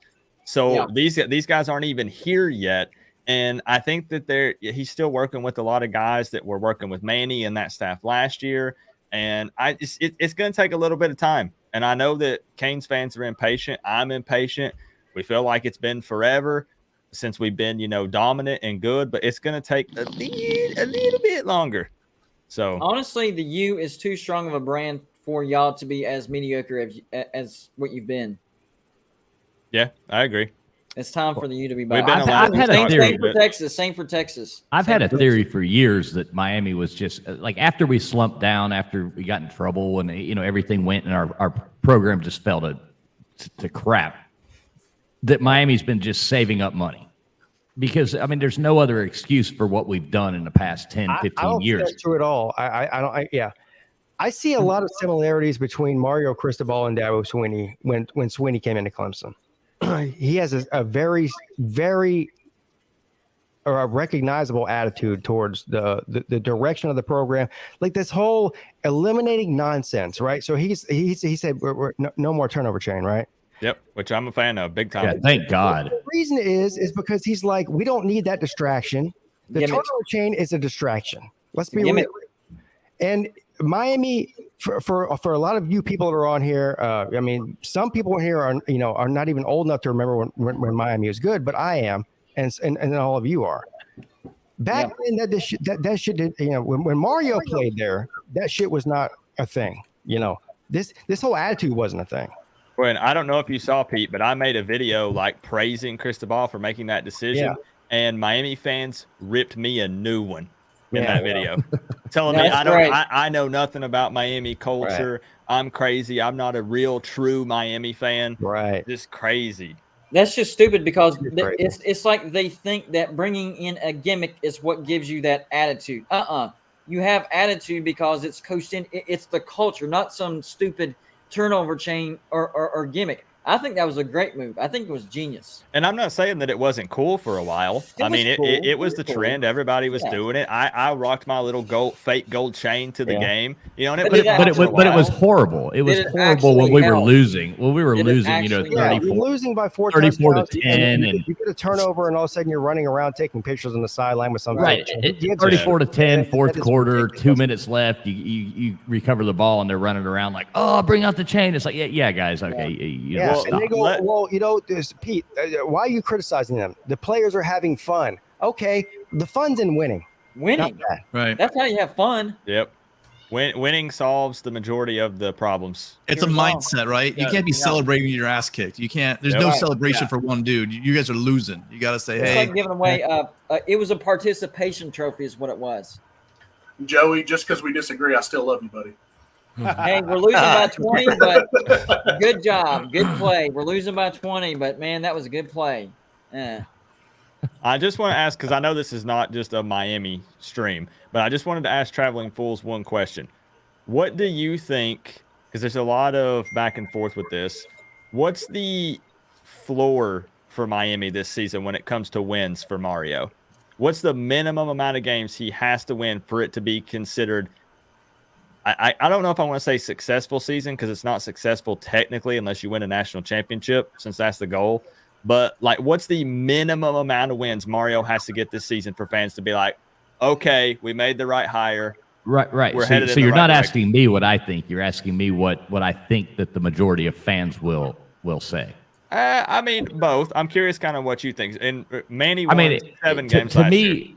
Yeah, to me, if we won 8 games, I'm not going to sit there and go, okay, this guy sucks, because it's his first year. I think Miami fans are going to be extremely disappointed if we don't win 9 to 10. And that's outrageous. That is outrageous to me. I cannot. Miami should definitely win 8. And that's but I'm just saying how Miami fans are. I mean, exactly. They're going to be all bitching and we didn't do it. If we only won 9 games this year, they're going to be pissed off. Fans are also not worried about numbers. TF, if they win 7, if they win 7, TF, you're all for that. There needs to be a change. No, I'm not. No. I mean, I think 7, 8 wins. I'm going to give the guy a chance. Like I said with disappointing. Yes. Like I said with I can't even remember the guy's name. What was our last coach? I've blocked it out of my mind. You're talking about Manny Diaz? Manny Diaz. I've like totally. I told Miami that was a bad hire. I told Miami fans that was a bad hire. Well, I said it from the get-go. When they hired him, I went, "Oh no, this is a horrible hire." It didn't make and then when they fired him, I went, "This is a horrible fire." Tim brought up a good point though. They never fired him though. They kind of right. It was a horrible hire and a horrible fire. It was more replaced than fired, I would say. Right. Jeez. Right. It was awkward. I think Miami could win 5 or 6 games and it would be just fine. I mean, it's his first year. You could have a Sarkisian situation where, he's got to weed out some of the, some of the weak links. Or if they don't win 8 games, it looks. I mean, not fire. No. I would say no. If you don't get to 8, it's definitely disappointing. I'm just being honest. I know the Miami fan base pretty darn well. If he wins less than 8, they're going to be getting out their pitchforks and torches. Exactly. I can't wait till that happens. Yeah. I can't wait. I'm just being honest because Manny won 7. I agree. So if Mario only wins 7 or less, they're going to say we should have just kept Manny. They're going to throw the recruiting out the window. They're not going to care about any of it. Right. Exactly. That is the Sea-Dog prediction. I'm predicting that to happen for sure. Yeah, there's a Florida State win will make everyone happy. The key is they can go win 9 games, lose to Florida State, and then people will be pissed off. It's all about who you beat and how you beat them. If you're smacking the teams you should be smacking, and you're in close games with teams that are 50-50, fans will be happy. But you got to win that rivalry game, and then 8-9, no one's gonna give a shit as long as one of those is to Florida State. Honestly, Tim, let me ask you this: for Manny, losing to Florida State was the dagger. Tim, let me ask you this: so what are you expecting out of USC this year? I said at the beginning when we got Riley, I said 8-4. Right, 8-4. Just because anybody could have proved the hell's going on at USC. You know what I mean? Then you get a guy who's winning 10 games a year. I think you're going to improve it.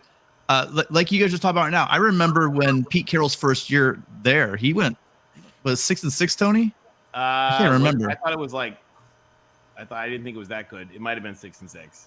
But and the thing was that it was the way they were playing. When you're in a hole so bad like USC's in right now, when you're like you just stared into a cesspool for like 3 years in a row, you give fans any kind of resuscitation, they're gonna be happy. And what real fans like, well, what I want to see is I want to see traction in the right direction. Like I just said about Miami. I want to see the games we should be kicking the shit out of. We should be kicking the shit out of those teams. The games are close. I want to see competitive. So Tony, tune in on that. The story for USC was completely different because they were losing to trash teams. Like they were losing to Oregon State, they were losing to Stanford, and they went 4-8. Like This year, I think we lost Cal. Just going, Cal. We beat Arizona by a touchdown. Going by the and you have to look at the schedule too. I think it's different for USC because of the schedule. I think 7-5 is good enough to say, hey, we're headed in the right direction. This because you're beating teams that you're supposed to be. You can't expect a 10-win season right out of the gate. Do you hope for it? Yes. Not 10, but hold on. Look, you can't have 5 losses on that schedule with the talent you have. That would be a red flag. If the talent USC has right now, they lose 5 games to those teams. No way. Notre Dame, at UCLA, at Utah. Yeah, those 3 hard ones. At Stanford. Those can be losable games. The thing is, would not be a bad loss. First of all, two things. First of all, Pete Carroll did not have the transfer portal, and had to build up more talent significantly. But the thing with this schedule is that it is a very winnable schedule. But I think that it would, having grown up in sports, with high school, college, and professional sports, the molding of a team can sometimes be a little more difficult, I think, than a lot of our fans are hoping. So, I would not surprise me if we were 7-5, and it would not surprise me if we were 11-1. I'm predicting 9-3. By somewhere in that range. Yeah, I started out 8. So to answer your question, I started out 8-4 with the pickups they've had. Travis Dye, Addison, these guys are coming in. I'm giving them another win, so I say 9-3. Because I don't think we beat Notre Dame. I don't think we beat Utah at Utah. And then there's gotta be teams. Something it's college football. There's a team that's gonna jump up and get them. Hey Tim, where's the Notre Dame game at? Is that in? It's at home. It's at home. But here's why I think we're gonna lose that game is the fact that our weakness is usually a Notre Dame strength. We have good lines. We really do. No one believes that, but we have good lines, but we have 0 depth. So I'm thinking by the time we get to November, we're not gonna have those lines intact. And if you give a Notre Dame offensive line, the way our interior defenses look for the past, I don't know how long, Tony, forever. It's just they're gonna lick their chops and just run the ball down our throats. I mean, that's exactly what Utah did. That's exactly what Oregon State ran all over us. So the starters pretty solid, but as soon as we lose maybe a tackle or we lose a linebacker, it's gonna be a house of cards. What about this, Tim? So I have USC going 9-3, right? But the problem is, I do have them finishing on a 2-game losing streak. I have them losing at UCLA and Notre Dame at home. Now, the reason I'm asking this is a lot of fans' memories is what happened last. Oh man, I'm not sure about USC. We had a good season, but we finished the season on a 2-game losing streak. If that were to happen, would there be some doubts? Even though you went 9-3, finishing the season, people's memory are very, very short. They're going to remember, they're going to remember how bad it is and Notre Dame. They remember how bad it is now. So first of all, losing to UCLA and Notre Dame at USC is generally very, very problematic. But right now, the team was so in the hole that the fan base needs them to come out. If they come out of the hole, that would be delightful. I think. Yeah. And I mean, Notre Dame's strong, UCLA's strong. I think we'll win one of those two. I don't know which. Yeah, I think so too. I think we'll win one of them, and that would be more than enough. That's why I'm throwing that wild card, Tony. Yeah, that's what I'm saying. Lost to Notre Dame. Now, here's my thought, though. I heard something from. But if we can get the victory bell back, that will be. We need our victory. We need our bell back, guys. Guys, I got to bounce. We have a lot of company over from the birthday party, but I had a great time. If we do this again, I'm definitely in. This was a rousing success. I loved it. I enjoyed it. You guys are amazing. If my wife wasn't up to her neck in kids, then I would stay longer. But she's tapping out. Everybody on 3. Take me home. Can't do it. Exactly. To the place. You sing it right. I belong.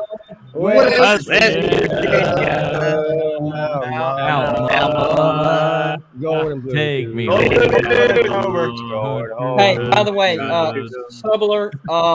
Traveling Fools. Last I saw, you're how much? 33 away. I don't know. We quit counting. All right, guys. In the chat, if you're not subscribed to Traveling Fools, get him to 1,000. He is so close. And sub update for Going Unbluted. We are 450 992 subscribers away from 10,000. And likewise, Backyard Brawl, guys. Likewise, anybody that's watching this that isn't subscribed to Golden Blue Dude, you really need to jump over there, man. He puts out some great content every single day of the year, 365 days. I just post stories. Yeah, and it's really fun. Lots of live streams, lots of videos every day. And Golden Blue Dude, thank you so much for coming on, man. It's been a lot of fun talking to you. Absolutely, and I call it Bedtime Stories by Golden Blue Dude. How about that? All right, buddy. There you go. Well, thanks a lot, man. Go spend time with your family. I'm gonna kick it too, you guys. We'll see you later. Let me. I'm gonna kick it out of here too. Good to see you, C-Dog. Hey, C-Dog, thanks a lot. And hey, Georgia Tech and a hell of it. Yes, somebody sit there and type C-Dog into the chat too. Just type C-Dog in, CDOGG, and he should come up. So y'all make sure you sub him up too. He is the Georgia Tech YouTuber.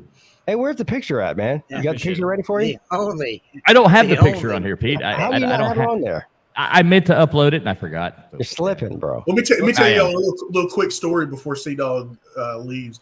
We're going into a bar in Athens, right? And the guy at the door was like, I was wearing my Texas shirt, and he's like, really, Texas? And C-Dog goes, I know, right? What a freaking loser.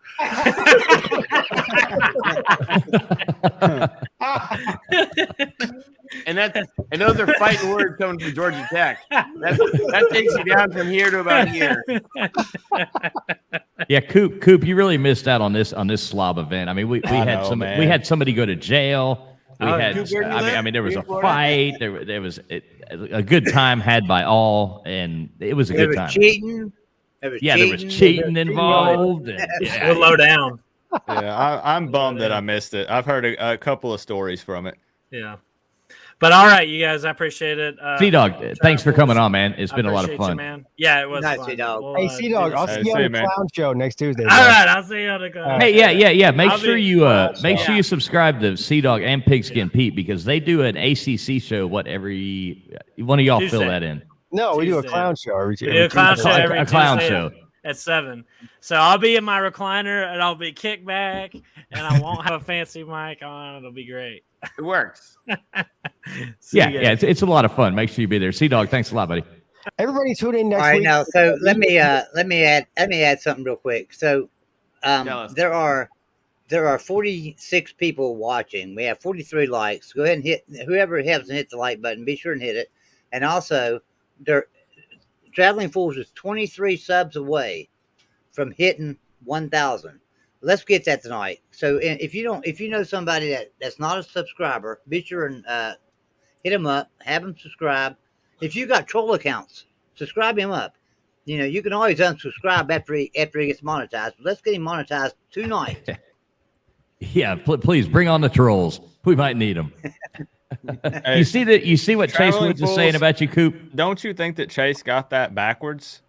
I do. I think I read it I read it 3 times to make sure, and I'm pretty sure he put the names in the wrong order. I think so too, man. I really do. Double check that, Chase. Chase might be dyslexic. Tuesday at 7 p.m. Me and Coach Coop for the ACC show. Yeah, the ACC show is great. He's like, what? I was looking over at the chat. I just heard Coop and ACC show. I didn't hear what you said. Yeah, no, nothing. And it's guaranteed through like 2036, so you're good to go. I wanted to ask really quick, because I know I'm sub to D4, Golden Blue Dude, Pigskin Pete, all these guys. Tim and Tony, do you guys have YouTube channels or no? No, I don't. Joey's trying to get me to start one. He get me on Twitter though. Well, Tim, you've kind of got one. I mean, somebody type Tim into the chat. Just type T. Oh, well, no, you gotta realize I'm a school teacher, right? So that was just all. I have a bunch of videos that are all unlisted for students and stuff like that. So that channel is not for. Okay, well, nobody type Tim into the chat. Then go ahead, jump in there, and you're tired at night, you can't fall asleep. Most people that watch this show are on a 3rd grade level, so that probably works actually. That's like that's like you guys. That's like 4 grades higher than anybody from Iowa State, from what I can tell on Twitter. So, no, I was kidding. Yeah, Twitter's a bad place to base any intelligence off of. It's a cesspool. That place some fan base is worse than others. My God. So who would you say is the worst fan base out there? Let's hear it, Tim. There should be different categories, right? There should be the caustic ones that are just evil little empires. And there should be the ones that are delusional fans, right? There's a big list of those on Twitter, isn't there? Well, let's just see the biggest dumpster fire fans. Who's your pick? Let's go around the board. Tim, you're up. Give me a second. I got to think about that one. There's a lot of them. I can answer that. Well, Tim, think. All right, you go first then, Tony. Oregon and Utah are like unbelievable, and Utah and BYU fighting together, like everyone should just run away. But Iowa State, I found somehow are like the worst of all. And I have some awesome friends from Iowa State, but like Iowa State Twitter is just like literally the bottom dregs of the world, and I don't know why. Because like I said, I have awesome friends from Iowa State. All right, Tim, you got one. It may be. It may be. Oh, go ahead. I'm sorry. Go ahead, Tim. Yeah, well, this is gonna be USC centric. So the heat from Oregon's pretty bad, but it doesn't even compare. There's a lot of angry Pac-12 fans at this point, but it doesn't even compare. Somehow, Oklahoma just can't let go, man. It's like that. Yeah. It's like that girlfriend that got dumped, and she just keeps showing up, scratching, busting out your windows, keying up your car. These fans are pretty. You can't say anything. We had our the president of the university talking about, I don't know, graduation, this blah blah. You got about 50 Oklahoma fans calling the bitch out west or what the hell they say and all that stuff. Just a flood of just trash. Right. Actually, I gotta say they've taken over. I have so many of them like muted and blocked that I don't even see them anymore. So that's why I probably didn't even think of them right away. But yeah, Oklahoma is they're doesn't really even touch it. Doesn't scratch us. Think of that crazy person in the past. Doesn't even touch some of these people. They're so attached to football, and it's so funny. They spin around saying they're in a better place. That's why I do the ex-girlfriend that got dumped analogy, because they're gonna scream to everyone they're happier than ever, right? But yet they're still while they're trying to crawl in your house. So what about you, D4? Who you got? I would say be like with most of my family being Tennessee fans and seeing Tennessee Twitter, it's pretty toxic. Pete, step up to the. It's not even close. It's Ohio State. Everybody knows it. Everybody here right now knows that Ohio State is the worst fan base to deal with in any way, shape, or form. It doesn't matter if it's in person, online, through some imaginary dream that you had. Doesn't matter. They're the worst. Not even close. They hold the crown. Joey? The worst team that has the worst fan base is Pitt, without a doubt. Because, so West Virginia has several YouTube channels, because you can go to Dannyology, Goose's Corner, Golden Blue Dude, Raspy Voice Kids, whatever, and Pitt's always on there hollering, we're going undefeated. We are the best team in the ACC. But then they get over on Pigskin Pete's channel, and they're hollering, well, we'll lose to Clemson, but that's the only one we'll lose to. And then if you go to somebody else's channel, well, we'll lose to Clemson and this person, but that's the only one we'll lose to. They are the worst for trolling and for just acting like they're somebody they're not. So, but West Virginia's going to set that straight first game of the year. We'll kick their ass, and then Clemson won't have to worry about Pitt no more, because they'll know it's an easy target. Wait, can I tell you one? Hey, Tim, read Nightbot's statement. I think you and her are on the same page. Yeah, that's a fact, right? All right, Coop. All right, Coop. Who is it? Coop's Miami? so nice. He's like Miami. No, I'm kidding. I just a joke. Just a joke. Nobody. Hey, nobody clip that out of context and share it on Twitter, because they will destroy me. No, mine's kind of probably a little biased because I'm a Miami fan living in Tennessee. So D4 took mine. It's Tennessee, man. Tennessee, yeah, it's rough. Like I went with, or I wasn't when I went with him, but my father-in-law went to a Tennessee game.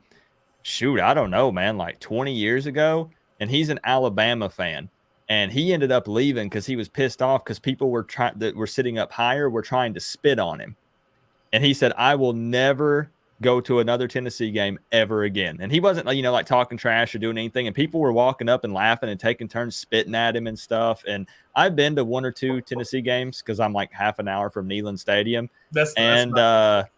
Wow. Yeah, I was I was actually pretty surprised. It was pretty bad. People at South Carolina will try to throw raw chickens on you. What? Yes. What the hell? Yes. Although having been at the grocery store today, like I could given what chicken costs, I could use some. Right, I know. Maybe they're just trying to be nice. Get a bunch of IKEA bags. They can throw some like nice steaks. Yeah, no. Well, so they could be throwing a hokey at you. They could be throwing a hokey at you, whatever the hell a hokey is. Why do they do that? Because they're the Gamecocks, or yeah, because of the Gamecocks, and they want to give you salmonella if you're a tater man like myself. I guess I don't know why they do it. They're crazy. That's why they do it. I mean, it's disgusting. Well, and didn't Darla Moore, who like donated their business school, the first woman to join Augusta along with Condoleezza Rice, isn't she now like all about Clemson? You know what? I don't know about that. I think she is. She's like written off South Carolina. She donated their business school. Is written off South Carolina and is now a Clemson fan. Not surprised. So, you know who else writ off South Carolina and is now a Clemson fan? Steve Spurrier. Steve Spurrier never wanted to be there in the first place. The only reason he took that job is because he got a membership at Augusta National, and so he could be close to Myrtle Beach to play golf every weekend. I mean, those are good reasons. Those are good reasons. The minute he left South Carolina, which he left him in shambles, by the way, he went right back to Florida, took some cushy job, and then was on there talking about how Clemson was the best team in the country. Put that in your fucking pipe and smoke it. Yeah. And I mean, and he gets to go to Augusta. You can't fault him. So what did Traveling Fools answer? I know it was your question, but I'd have to say that I think the most insufferable fans are Georgia fans. I mean, they're so living in the past. I mean, 2021, that's so last year.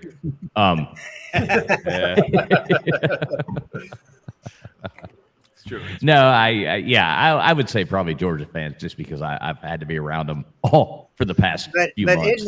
Isn't it amazing that all the fan bases that are represented, we're all undefeated right now. You know, we're all undefeated. We're all going to go undefeated throughout the year.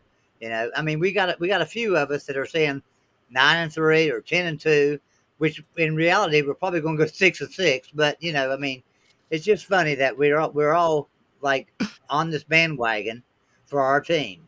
But that's what makes college football.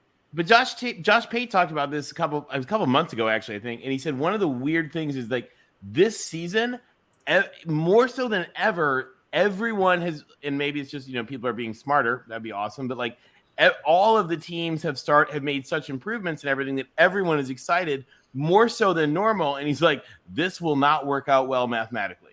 Yeah. But you don't, Tony, do you think everybody's good?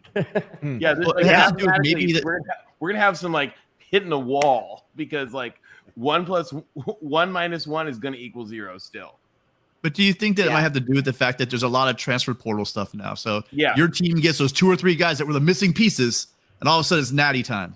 You know, that's how everyone starts thinking. A bunch of new coaches. You know, the SEC has found some more convents they can schedule to pretend like those 7 wins are real.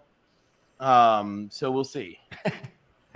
Well, let's talk about your transfer portal for a second, because I mean, there might be there's probably another orphanage. There's probably another orphanage somewhere in Louisiana that they can add to their schedules in like mid-November to give that like pregame prep. I apologize, but Coach Coop and Pigskin Pete and D4, I've not caught anything about y'all talking about the transfer portal and a new rule that possibly might come into effect about 2 times a year. You know, and I'd like to know your thoughts on that. It's getting bounced back, by the way. I don't know if you heard. Yeah. No, I didn't hear it. That's what I heard. I'm sorry. You know, I think it's a great rule, but I just read today that they don't think it's going to pass. They're going to send it back for revision. Yeah, I'm going to be 100% honest. I actually am not even sure what you're referring to. What was it? So they were talking about transfer portal window, and having a date for it. They're saying there's actually 2 times in the year where people are going to be able to do the portal. I got you. Yeah, never mind. I did see that. But with Joey, the big piece that Joey was bringing up is that, which is a huge thing, is that it would allow unlimited transfers during that period. Right. And Joey's right. Like, that's a huge thing. I mean, for me, at least for Miami specifically, I'm not really worried about it either way, because I don't think we're going to have – I mean, it's a very valuable tool, and I think it does serve a purpose and it has its place. But I don't think that we'll have to worry about it as much because we're going to have much better recruiting classes. We've got, guys that can offer up some NIL deals, if you know what I'm saying. So I don't think we'll have to rely on it as much as we did in the Manny Diaz era, I guess is the point I'm trying to make. Well, the issue is, which is interesting about it, like they put together this whole package of things from the transformation committee, which is run. I'm trying to remember who's. I think it's Sankey, Dr. Livingstone from Baylor. I'm trying to remember who else is on it. Like, really, it's like an all-star group, and it was past the Division I. They were sending it to the board, but a lot of coaches were freaking out, and so they think that it's not going to pass the board.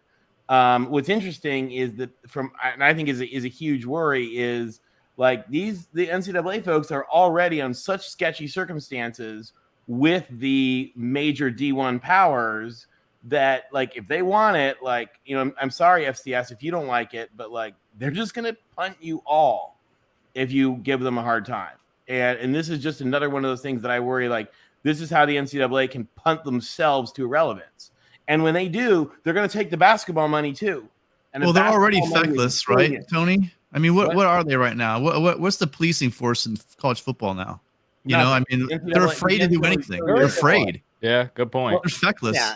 Well, but they should be afraid. So did you guys read the Kavanaugh decision? If you haven't read Justice Kavanaugh's decision, go read it. It reads like a soliloquy to workers' rights written by Ruth Bader Ginsburg. But Justice Kavanaugh literally says to them, hey, we can only rule on these things because this is what the lawsuit's about. But if you want to bring us some more things, we'll dunk on them again. That's literally just about the verbiage. The transfer thing does not benefit the people that people think it's benefiting. The whole point is to take the power away from the bigger universities, right? If you're transferring from Alabama, Clemson, Ohio State, or Oklahoma, you go down the list of the top 20 teams in the country. That does not hurt the university. It gives them another scholarship to get somebody better than you to come in there and fill in that spot. 100% right. Yeah. So this whole thing about the transfers, it's terrible. I mean, everyone hates to see people transfer, but at the end of the day, you can't stop them from doing it. No. However, as we sit here in our little group of USC, Miami, Texas, and West Virginia, we are the problem. The call is coming from inside the house. When someone messages me or calls into my show or whatever and says, "Oh, Pete, so and so transferred from Clemson. How do you feel about that?" I go, "Yeah, sounds like we somebody that's better than him." I mean, I don't know what to tell you. That's the whole point. Is we're transferring. The call is coming from inside the house. But it's not. But it's not always like that, Pigskin Pete. It's not always like that. I mean, you could have a starting center. You could have a starting center that transfers, and all of a sudden you got a freshman in there. Then how do you feel about it? But then would you rather have that guy? Would you rather have that guy stay there that doesn't want to be there? Yeah, exactly. I don't like Joey. Yeah. Starters aren't transferring. Unless you're going to a better situation, starters aren't going to transfer. Right? It's usually playing time. Although we were all right. Let me give you an example. Akeem Messador, West Virginia. Okay. Mm-hmm. He was a Canadian recruit. He could not make money at West Virginia because he was from Canada. He couldn't come in and make money, but for some strange reason he can transfer and make money. So he transfers to Miami, right, Coach Coop? You know this, yeah. And he makes $800,000 a year or something like that. So there's some kind of a problem somewhere in the transfer portal that players can come in from other countries to one school and can't make any money, but they can transfer to another school and make money. So I don't understand that. Do you understand that, Coach Coop? Can you tell me? I don't mean to interrupt here, but I got to go. Tim, Tony, Pete, good to see you, Joey, D4. Traveling Fools. I appreciate y'all having me. D4, 2005, we're back. Yeah, that's right. That's right. See you, D4. See y'all. Good night, D4. Joey, so I don't know this particular kid's immigration thing, but what I can tell you is there are ways to manage that. Like, for example, I'm just making this up. I don't know exactly what his situation was. If they want to run it through, knowing the Miami guys, like they were like, you know what, we'll create a new company based in Toronto. Hell, it's probably on the Toronto Stock Exchange by now, and we'll pay him through that. Like, I mean, there's things that you can do. And maybe. There's things that you can do that maybe West Virginia wasn't going to do. Who knows? Or couldn't do. There might be something on the books in West Virginia. I don't know. Yeah, God knows tax code or whatever. But I'll tell you one of the things that does worry me. For example, the next USC quarterback was in College Station this weekend, and Jimbo Fisher's got Uncle Scrooge's oil money, which is always a little bit worrisome. I wouldn't worry about that too much. Really, I'm not worried about that much. No, I wouldn't worry about that. I'm hoping not. No, Riley was on him really early. So for Nelson to leave, I mean, granted, money's money, but you got to figure that someone's going to scrape up the coins. It's not like USC's poor, man. Yeah, swimming in gold. So Coach Coop, I'm just wondering because I don't know what was Miami able to do to get Akeem Mesidor there to make money that West Virginia couldn't get him any money. Do you know? You mean like as far as you're asking like NIL. why he was on why he was able to collect NIL at Miami, but he couldn't collect it at West Virginia? Because I don't understand that. But I can tell you, and I'm not just stepping your toe, but because I used to work for the U.S. government overseas, and so the student visas, you're not allowed to make money in a job that's not part of the university while on a student visa. However, they can route it so you're being paid in. I don't know what this guy's doing, but they can route it so you're being paid in the home country if they want. Yeah, because what happened was we had a similar. Here's what at Miami we had a similar situation where our punter is from Australia. So when this NIL stuff first came out, I remember people saying, "Hey, get Headley some type of NIL deal." And Headley himself tweeted and said, "Hey, Canes fans, like I can't get any NIL deal stuff because of these rules, and I'm from Australia and this and that." But then John Ruiz has a background, in law and all these different things. And as far as I know, he found some type of workaround or something. Yeah. And he's working with other players. People think it's just Miami, but he's offered up deals for Florida Gator players. I think FAU, maybe FIU, something like that. So I think he found some type of way that he could work around that, because we offered up an NIL deal to one of our current players, Headley, the one from Australia. So I don't know a ton about Mesidor, to be honest, but it could have been something to do with that, I guess, that maybe he saw that, hey, Miami found some kind of workaround. Is the money the determining factor? I don't know, because I don't know a whole lot about him, to be honest. I don't know how much play time he got at West Virginia and all that stuff. But I don't know. I don't know a lot about that part either. But I just know that he couldn't make money at West Virginia, so maybe you have an attorney down there that found a workaround and was able to get because I do know for a fact that Headley is making money now, and he's from Australia, and that was a problem previously that we've now worked out. So yeah, like if you had a contract that was like paying you for work that you're doing in Australia, like he goes and does something in Australia while home for the summer, and it pays him X amount of dollars. There's things that you can do that, and I'm not an attorney, but I know exactly how it works for students. It's a real struggle for a lot of students on student visas. It's a huge issue for the business school that I went to. I think 40% of our school is foreign students, and so they have to the visas they're on. It gets real complicated, and it's tough to follow this stuff anyways, because it changes daily. It's always continuing to evolve. So I still think it would be interesting to have Travis Kenobi, and Tony, you know who Travis is. It'd be interesting to have Travis Kenobi in here because he's an NIL attorney, and he's awesome. If we had time, I'd give him a message and ask him to come here with us to explain it to us, because he could probably explain it. But I should have thought about this beforehand, because that was actually a question I had for you, Coach Coop, about how you were able to work around it. So yeah, that's all I know, is that Ruiz is offering up most of the deals, and his background is law. So he's found some type of process, loophole, whatever you want to call it. So. What were you going to ask, Pete? Well, I was just saying that the NIL, I think, is very difficult to figure out. I'm not a huge fan of it. I mean, I'm a fan of the players being able to make money off their own likeness. I mean, I think the fact that these schools have been getting away for years and years and years and years for putting their faces on stuff and putting their name on stuff and putting their numbers on stuff and profiting, and they can't get $1 out of it. I think that's bullshit. But the big thing that's been happening over the past year is that people think originally that the bigger schools with the most money would benefit the most from NIL. And I think that we're starting to prove that that's not true, because it doesn't matter if the school has money. It doesn't matter who in the town has money. What matters is branding. If you're the best player in the country, it doesn't matter if you go to Ohio State, Clemson, or bumfuck university. Nike will sponsor you if you're that guy. So it's more about the player and not about the university with the NIL, which I think is actually a positive thing.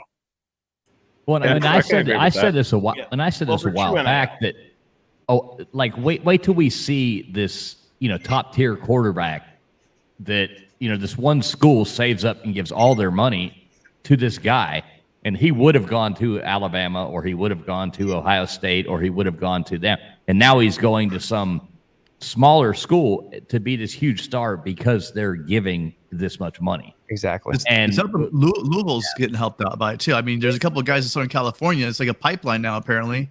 The problem over Louisville. The one problem that I think we're going to start to see, though, is like the schools that are doing it right are going to approach it like a private equity, like a venture capital investment.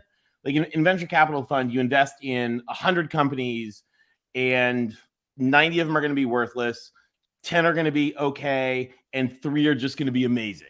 And that's how venture capital works. And so the problem with some of these schools that I worry about is that NIL investing in these 18-year-olds is going to be like venture capital. Hey, Sorgi, thanks for stopping in. 90% or 50% of them are going to suck, and some of them are going to be okay, and some are going to be stars.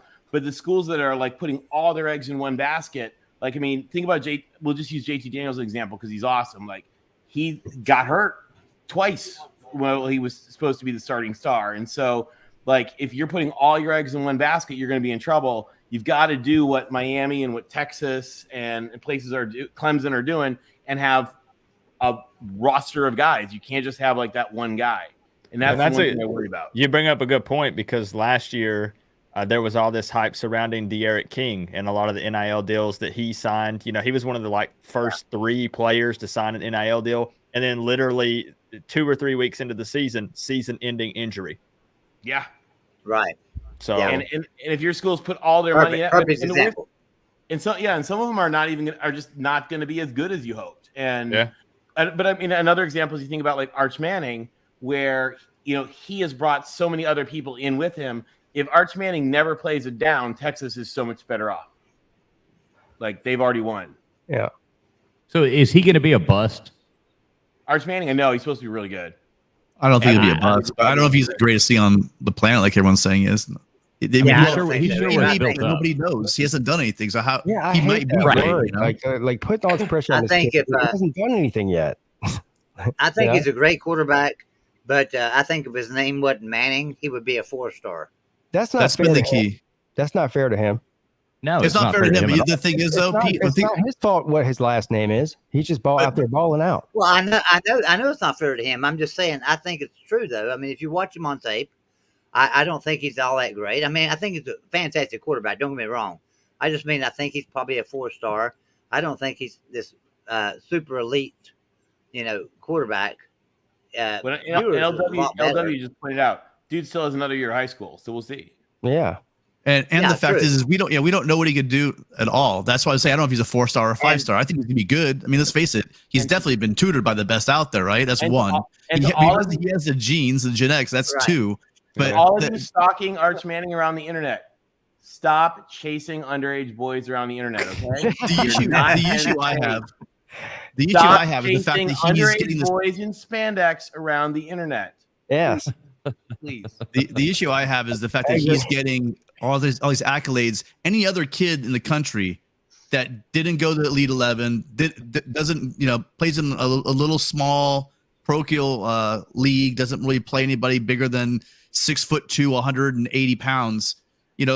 Anyone else played that way, they would not be the number 1 quarterback in the country. That's my only issue. Because this is the same thing I hear about. Clemson, if they were in the SEC, they never would have won these national championships. They didn't go through that beating week after week. If Mike Tyson walks into an alley and punches out a 100-year-old woman, does that mean he's any less of a good fighter than he is if he didn't do that?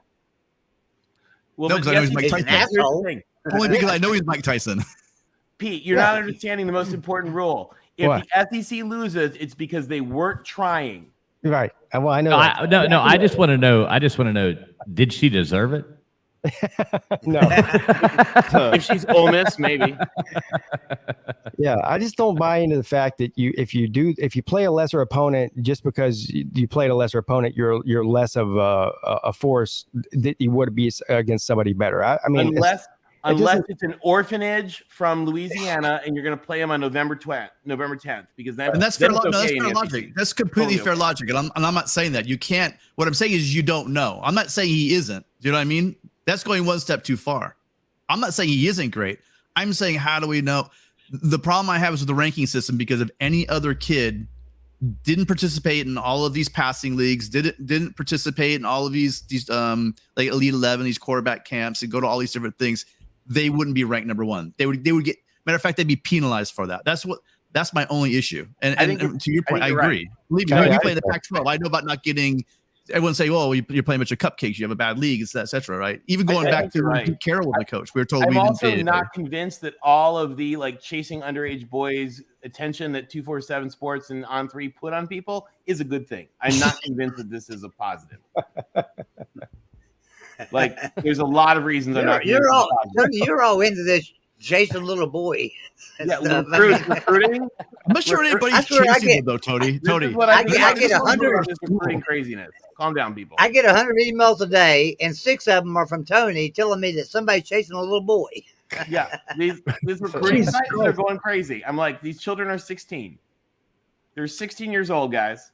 There's a lot of like settle down that needs to happen with a lot of these websites. They're like, oh, you know, this guy, I stalked his computer and he went to look at another college's website. It's like, okay, guys, whatever. I see what Tony's saying, and he's right. I mean, there's people that are like, they're investing way too much time in these kids' decisions and criticizing them like they know them. It is pretty pitiful, actually. Well, and I laugh. One of the things that I laughed really hard is one of my friends who's a devout Michigan fan was like, as soon as the transfer portal started happening, he's like, this is awesome because I don't have to follow recruiting anymore because we can just go buy what we need. Yeah. Yeah, just be happy for people that commit somewhere and be happy their life's better. Yeah, that's the better way to go. The craziness. I mean, you see these people like they're literally kids around the internet, like messaging their parents and stuff. Like, TF, do you mind if I redirect this for just a second? I just want to know something. Sure, Joey. What you got, buddy? Okay, I just wondered. So not everybody, but some people are talking about Clemson and Miami to the SEC. Tony, what are the numbers on that? Do Clemson and Miami fit in the SEC? Where do they stand on that? I mean, could they even get out of the contract? Could they even get out of the contract for the ACC? So, anybody that doesn't know, this is actually Tony's job is to figure this stuff out. So. Well, I do mostly corporate strategy stuff, but yeah, this kind of thing. So we've done a lot of data analysis on this. I'll tell you about the grant of rights, and this is my thought on that. ACC grant of rights and the Big 12 grant of rights are basically the same. I think one of them copied the other. They have literally the same wording. All of the legal firepower and government, the Texas state legislature and Texas state government is the shadiest crap you've ever seen in your life. All the legal firepower of Texas and all the shady ass shit of the state government of Texas can't get Texas out of it. And if Texas can't get out of it, then not even the shadiness of the government in Tallahassee is going to get those guys out of it. So I think a lot of it is a little bit like way putting the cart before the horse because you're not going to get out of it. If you did, Clemson and Miami are probably the two Florida State. Those are the three programs that would in the ACC, probably the only three programs in the ACC that would add accretive revenue to the Big Ten or the SEC. There are probably not. The Big Ten has some value issues about like the ability to have grabbed a North Carolina or Virginia or Duke. There are academic values because of the Big Ten Academic Alliance that they would add some value to, but there are not. I don't think any other teams in the SEC that would reach the accretive revenue threshold necessary for to be revenue positive. You're talking football. You're talking football. North Carolina, right? It's all football. The state of North Carolina is owned by the ACC, and the SEC would benefit greatly by adding any North Carolina team or multiple North Carolina teams for a TV market. They probably would. So the issue is just looking at the numbers and what it takes to get revenue positive. North Carolina is a little bit borderline, and they're also so bad. They've traditionally been so bad that they have never really the numbers for the SEC just don't add up as far as making it revenue positive. So what's the revenue for Vanderbilt? So here's the thing. Compared to North Carolina or an NC State, it's not even close, man. Well, but here's the thing: is once you're in, that money's divided up equally. Yeah. So the thing is that money is not in an uneven revenue share. That money is divided up equally. So Alabama and Texas and Florida are huge contributors to the pile. Vanderbilt is not a huge contributor to the pile, but once you're in the club, you get the equal. But if you're not in the club, this is the thing. If you're not in the club, what you just said though was Clemson, Florida State, and Miami. They're only ones that would make any sense to join the SEC. Yes. But I'm telling you that there's 2 teams in the ACC right now that are in Virginia, and there's 4 teams that are in the state of North Carolina, which is a huge TV market. Virginia Tech would probably be, but Virginia Tech would be close. Now, again, for strategic reasons, they may choose to take somebody that is not entirely revenue accretive. Like if you can get somebody that's close enough in this era, their revenue is so high. You keep saying that, but what revenues does Vanderbilt have? Pete, can I break in for a second? Pete, you got to remember in the Carolinas, in the Carolina market, let's just say Raleigh, Charlotte, and Raleigh-Durham, whatever, you're going to have Tennessee that's going to have a market share. You're going to have West Virginia that has a market share. You're going to have Virginia Tech, Virginia, NC State, UNC, Vanderbilt. They've all got a market share. So that don't mean UNC's got this great, big, huge market because they're going to be cut down by so much of the other teams in that area. Really split. But the thing, Pete, is that Vanderbilt doesn't matter. They're in. So the line does matter though. When you're comparing those teams to other teams that are already in the SEC, it does matter. No, you're totally wrong. I'm just telling you. Like, Tony, hold on. I got a question. Maybe I can ask this question because I'm thinking the same thing Pete is. Yeah. I've often thought that there's teams in the Big Ten and the SEC, and there's schools that want to get into those. And we keep talking about who's going to add value, right? But there's teams already in that aren't adding value. So can they contract once you're in, you have to stay? No, right? As soon as there's a new contract up, no. Can they ditch there's no people? Way to get them out. So here's how to get them out. USC did this in 1957, and that is that you blow up the conference and you create a whole new conference. That's literally how the Pac-12 was founded. Pac-12 was not founded in 1915. It was founded in 1957. It launched in 1959. And what they did is they created a new conference by booting out the low margin teams. They booted out Oregon, they booted out Oregon State, they booted out Washington State, and they booted out Idaho. And they let Stanford in at the last minute. And the 5 teams, they called it the Big 5, the AAWU. Then they became 6. When it became 8, the name Big 8 was already taken, so they called themselves the Pac-8. So the only thing, unless you're going to blow up the SEC and create a new thing called the Southern Conference 2 or something, those teams aren't going anywhere. There's nothing you can't do it then? There's no getting rid of. The threshold is the average. Can you add more revenue that makes everyone's piece of the pizza pie bigger? That's my answer. You can't get rid of anybody. That's the answer. The revenue comes from TV. That's it. There is no TV market for the SEC in the state of North Carolina. There is no TV revenue market for the SEC in the state of Virginia. That's just a fact. I don't know any one of those teams would be a massive success for the SEC, period. Well, I mean, the reality is if Miami actually does join the SEC, I mean, I feel sorry for those Georgias and Alabamas, the lower tier of the SEC. So, Exactly. It's just the way that, and I can, Pete, if you ever want, Thank you, Maui. We can set up a time. I'll run it through numbers with you and stuff like that. Like we can look at viewership and stuff like that. No, listen, I'm not disagreeing with you necessarily. Clemson would be very revenue positive. Yeah, we think. What I'm saying is, again, you don't like Vandy, and you don't have to like Vandy. I don't have any issue with Vandy. My point is that any of those teams that I'm naming, North Carolina, Virginia Tech, Virginia, and North Carolina State, are all better football universities than Vanderbilt is. It has nothing to do with Vanderbilt. The point is the TV market and the brand are bigger than Vanderbilt's, and Vanderbilt's in the SEC. So to say that only Miami, Clemson, or Florida State is a viable option to join the SEC from the ACC, I'm telling you that's not true. That's all. Let me give you a better example. Vanderbilt is kind of like Boston College. Vanderbilt's kind of like Wake.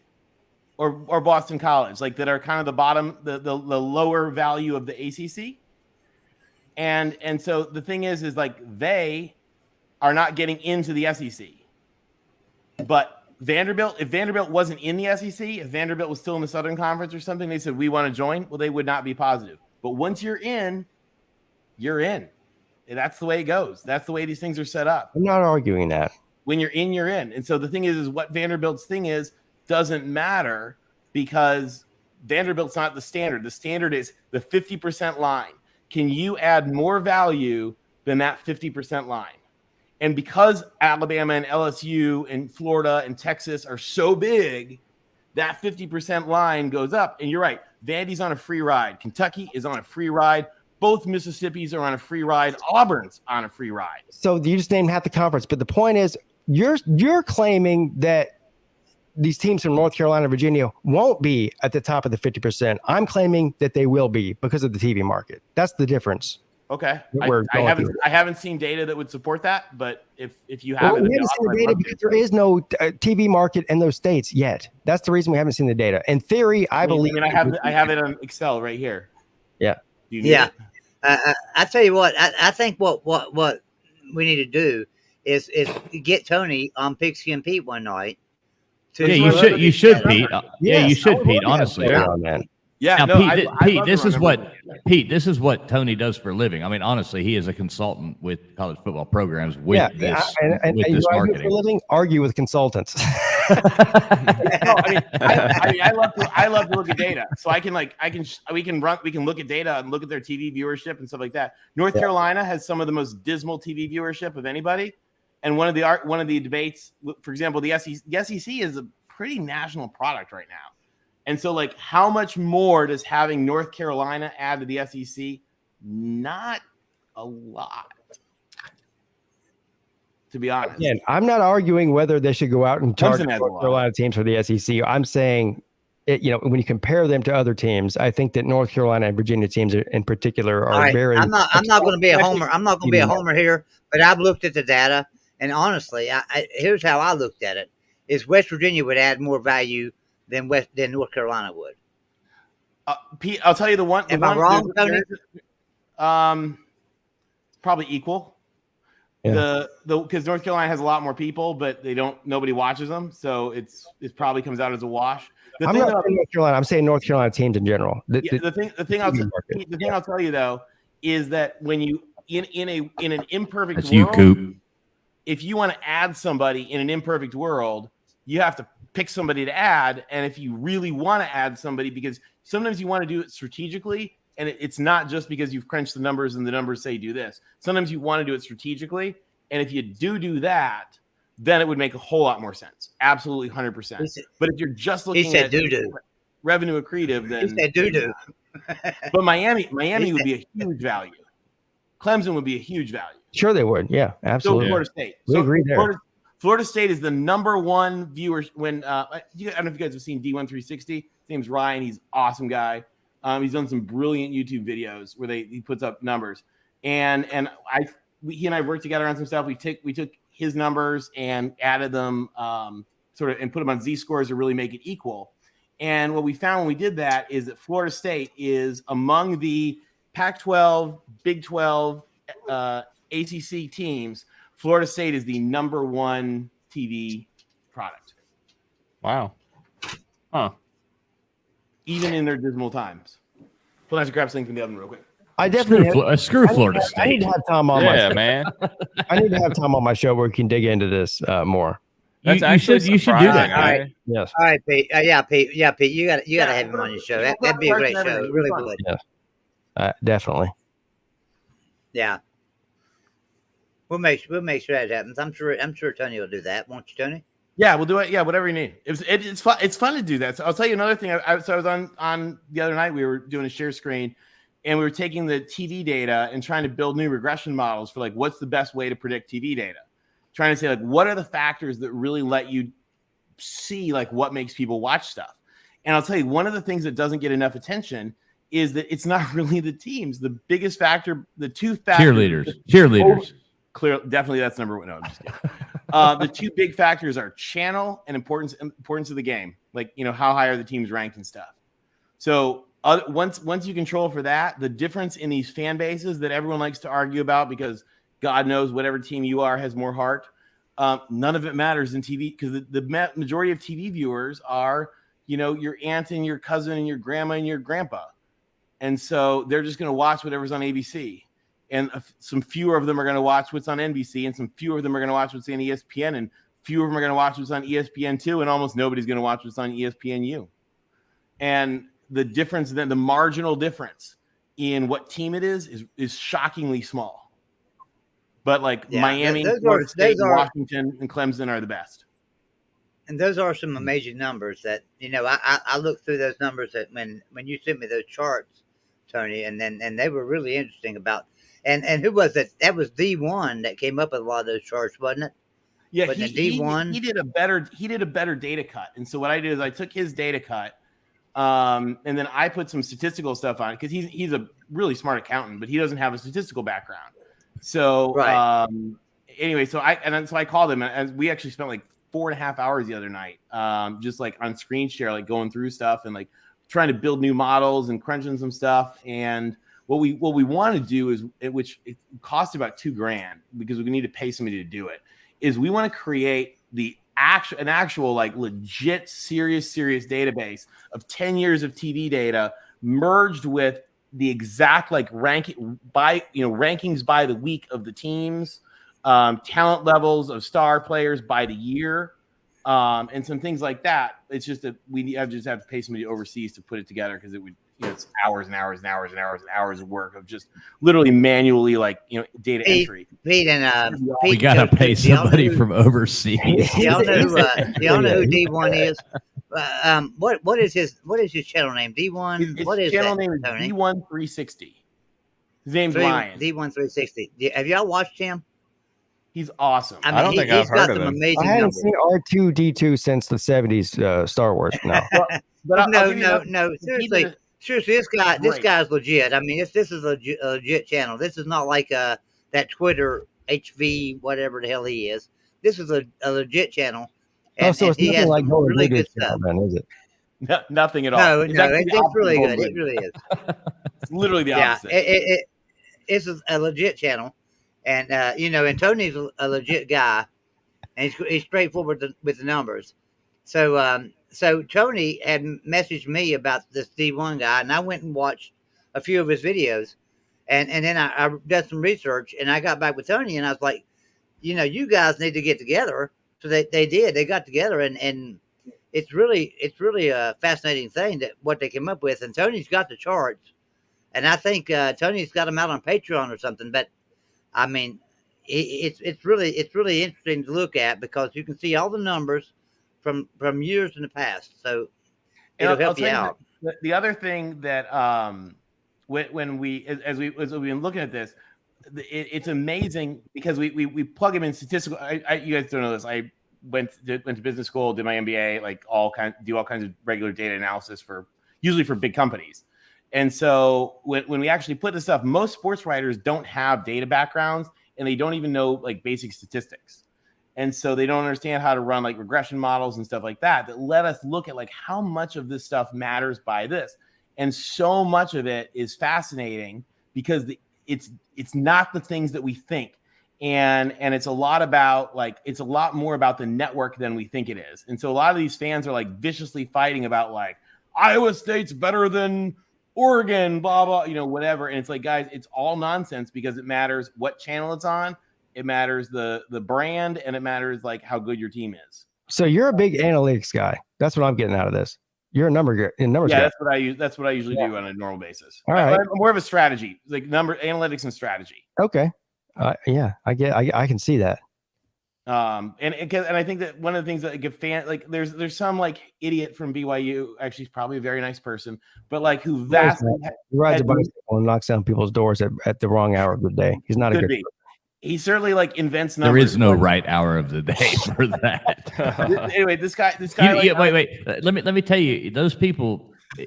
I'm not going to name people, but a lot of times in our neck of the woods, they come as couples, and it's always a man and a woman. And I'm not depending on denomination, whatever, but it's always a guy and a woman.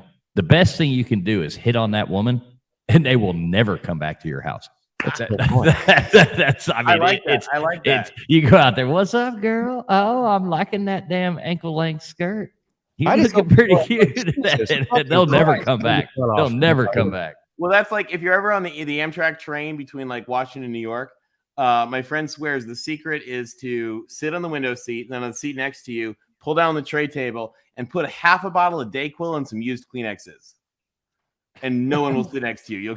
You'll get in the better seat. That sounds like a Bill Cosby plane ride there. That's actually a really good idea, man. Isn't that good? People are like, oh, I'm not going to sit there.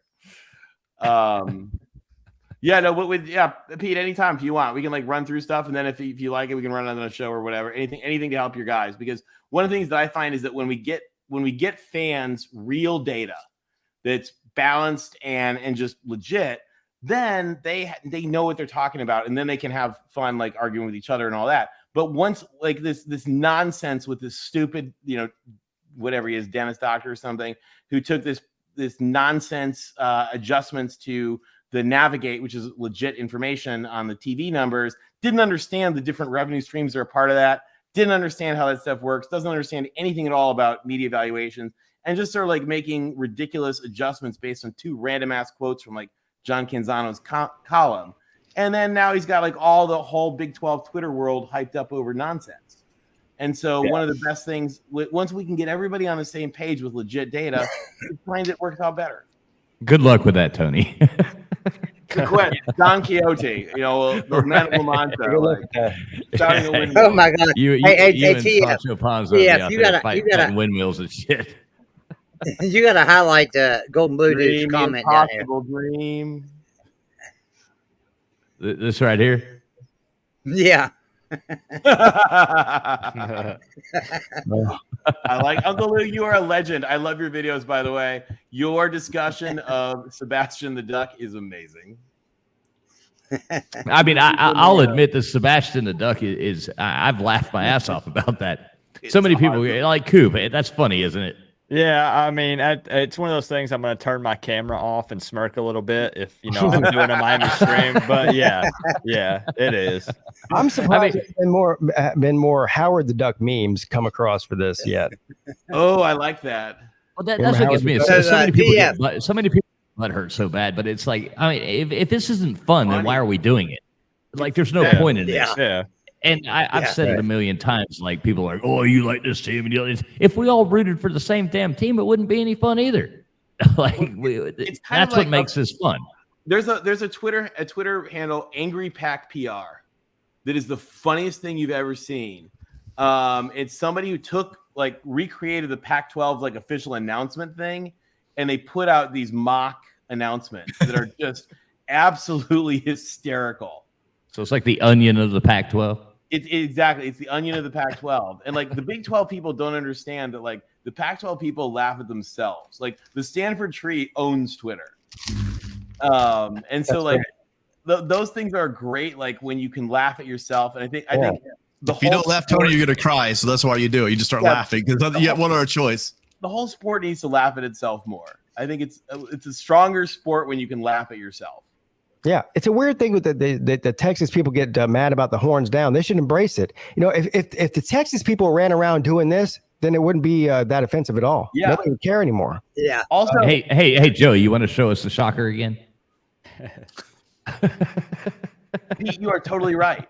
Because the other thing is, the horns live rent free. Like the horns live rent free in all the Big 12's head. So when they're doing the horns down, it's like, you thought about this a lot, guys, didn't you? It's like this, and then there's like a maybe, just a maybe. Is Texas back? Maybe. Tony, that's why I'm glad we're hated again, because for about 10 years, no one cared. I know. When people were like, USC, oh yeah, I liked them when I was a kid. It's like that's who? Scary. Oh, yeah, those guys. Yeah, they were good. My dad told me about those guys. Yeah, they were good. Yeah, remember when everybody used to hate us when we won? Yep. You guys will be back. Hey, it's going to be back real soon. It is. We're going to play some trivia tonight. We're going to play some trivia tonight. I'm tired of college football. I love it, but I'm tired of talking about it. I went through and I made up our Jeopardy game, and it's all sports related and mostly college football related somehow. Are we switching so I can take the shirt off and be comfy? Just don't go back to that other color. It made your skin look a little pale. Why in the hell are you asking us? Have you seen what we're wearing, sir? You're overdressed for this party to begin with. Tony's always rocking it. So Lincoln, I laughed so hard. Lincoln Riley and Caleb Williams and Shane Lee show up at the Pac-12 media days in like really like slick tailored suits. Everyone else at Pac-12 media days was literally dressed for yard work. And so I laughed because they were all in like grubby polos and I laughed. I thought, did we intentionally try to upstage everybody, or did they just not send us the memo? And I don't know which. You're on a stream with somebody that calls himself a fool, somebody who's not a coach but calls himself Coach Coop, and somebody named Pigskin Pete who's not even named Pete. I need to get some glasses. And Joey and Tim. I'll get my glasses and I can like. Actually, Tim? You know what we need? Hey, we need Joey and Tim's a real deal. Horns up on that. Joey and Tim's a real deal. It is. I agree. And Pete, you really should actually hook up with Tony. He's on Twitter, man. You actually should hook up with him. You'd probably appreciate some of the some of that talk. Just being honest. Pete, Okay. Pete, you got my number and email. Just give me a call. I'll hook you guys up. You'll enjoy having Tony on your show. Do I need you to have me hook you up, or he can just No. I'm just saying. I can give you his number. I'll send you his number. I'll just send you a damn number. All right. I'll just send you his damn number. Okay. I'll just ask him if he can come on. That's all I'll do. Pretty easy. Well, I think I'm actually going to have to head out of here, guys. So I've got to. Look at that. Coop heard trivia, and he's bouncing. Come on, Coop. Stick around and answer some questions. I would be out first round anyways, so I don't know what format you do with this thing, but I'll be lurking. I'll be watching. I've just got some other stuff I've got to do off stream. So. Coop, man. Hey, thanks so much for coming on, dude. It's been a real blast. I got to meet somebody type people, Coop. Somebody type Coop into the chat so that his name comes up. If anybody's not subscribed to this guy, you damn sure should be. Did you change it so it says something funny or mean about me? No, it actually says something nice about you. I actually like you. Let's see. Coop, I want to see the video of burying the coach in the backyard. That sounds awesome. Yeah, I did that the day after Manny got fired. I was actually on vacation at a cabin, and I rushed home.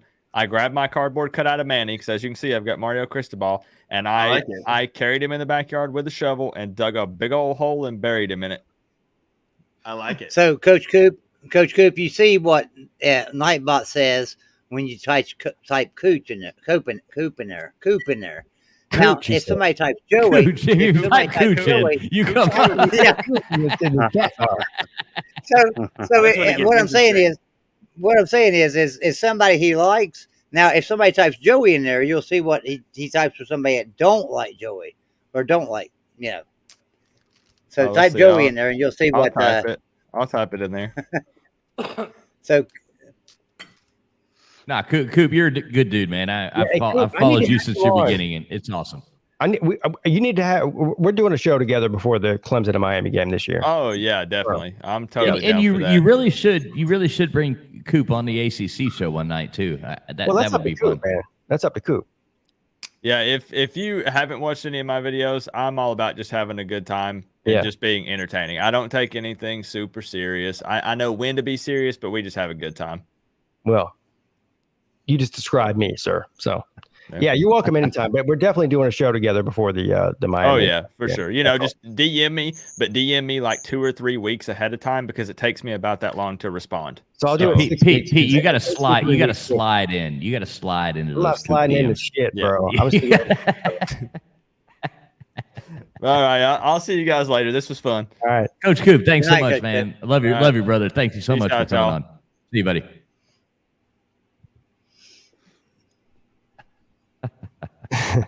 He's awesome, man. I love Coach Coop. Yeah, his video, man, he caught so much hell when he did that Trash Talk Alabama video last year. That was hilarious. J-Dub's been quiet the whole show. It sounds fascinating. I have never heard J-Dub so quiet. He's trying to figure out what boring shit he's going to talk about tonight. That's the reason he's like that. It's not hard. As opposed to just spitting boring shit out of my mouth like you do. Yeah. Yeah, and you watch it. What's up, JW? How you doing, man? Hanging in there. All right. So listen, I guess the college football talk is we've it's run its course, I guess.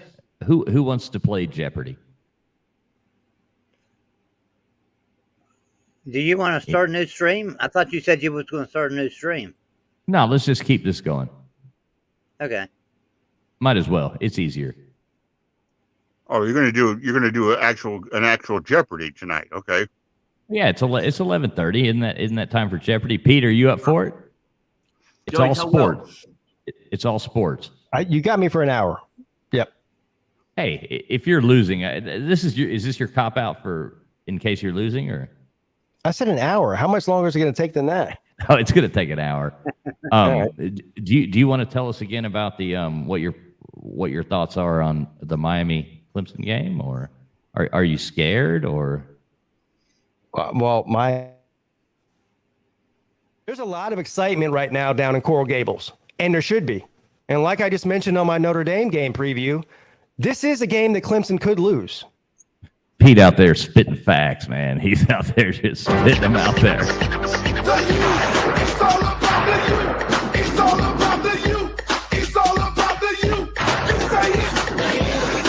I love you, Pete. I'm just, I couldn't. Tomorrow, so that's not going to happen either. All right, Tim, you up for some trivia? Yeah, I'll embarrass myself. That's fine. What about you, Tony? Did you bring enough for everybody? You got enough food to feed us all? No DiGiorno pizzas tonight. I know Joey's tonight is stuffed peppers. All right. Well, what I'm going to do, I'm going to go on ahead and throw this link out here into the chat. And if anybody else, how many people we have? 1, 2, 3, 4, 5. Yeah, we can take 2 more. If anybody else wants to do trivia, we'll take 2 more people, and we're going to go ahead and set this up. So first come, first serve. You say it's college football trivia, right? College football trivia? Sports trivia. Sports trivia. Sports trivia. Will's in the chat somewhere. Come on, Lou. Second. Come on, Lou. You're right back. Lou and Will. All right.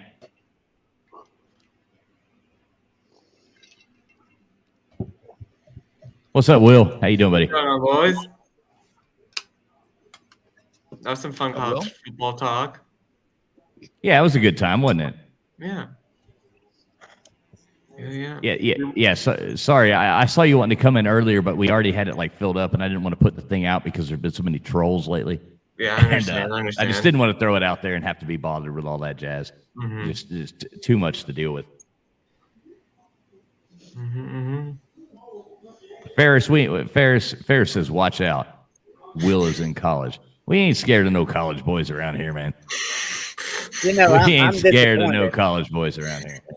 I'm disappointed because you're at 981 subscribers.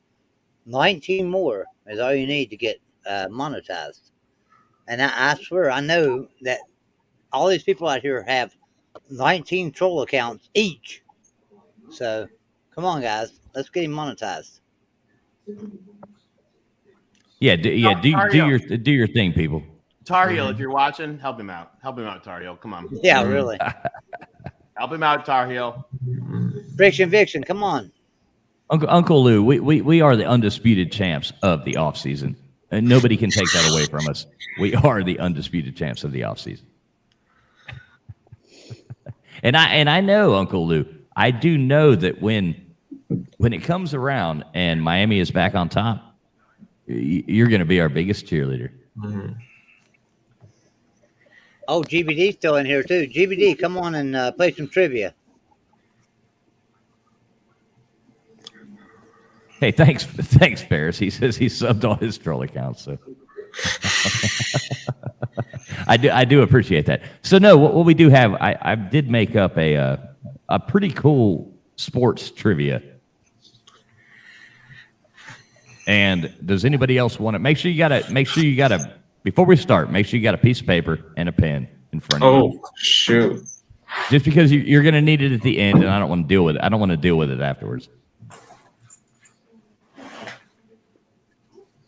What's up, Mr. Duggar? How you doing, man? Como está? Bugging. What's up? What's up, my friend? How are you? You done any good fishing? What? How's your arm? I've been tearing up. Wore out from reeling in fish, man. All right. Oh, got a bobo. Crash and burn, bro. I know you told me you fell down fishing, man. It is the most dangerous sport in the world, so.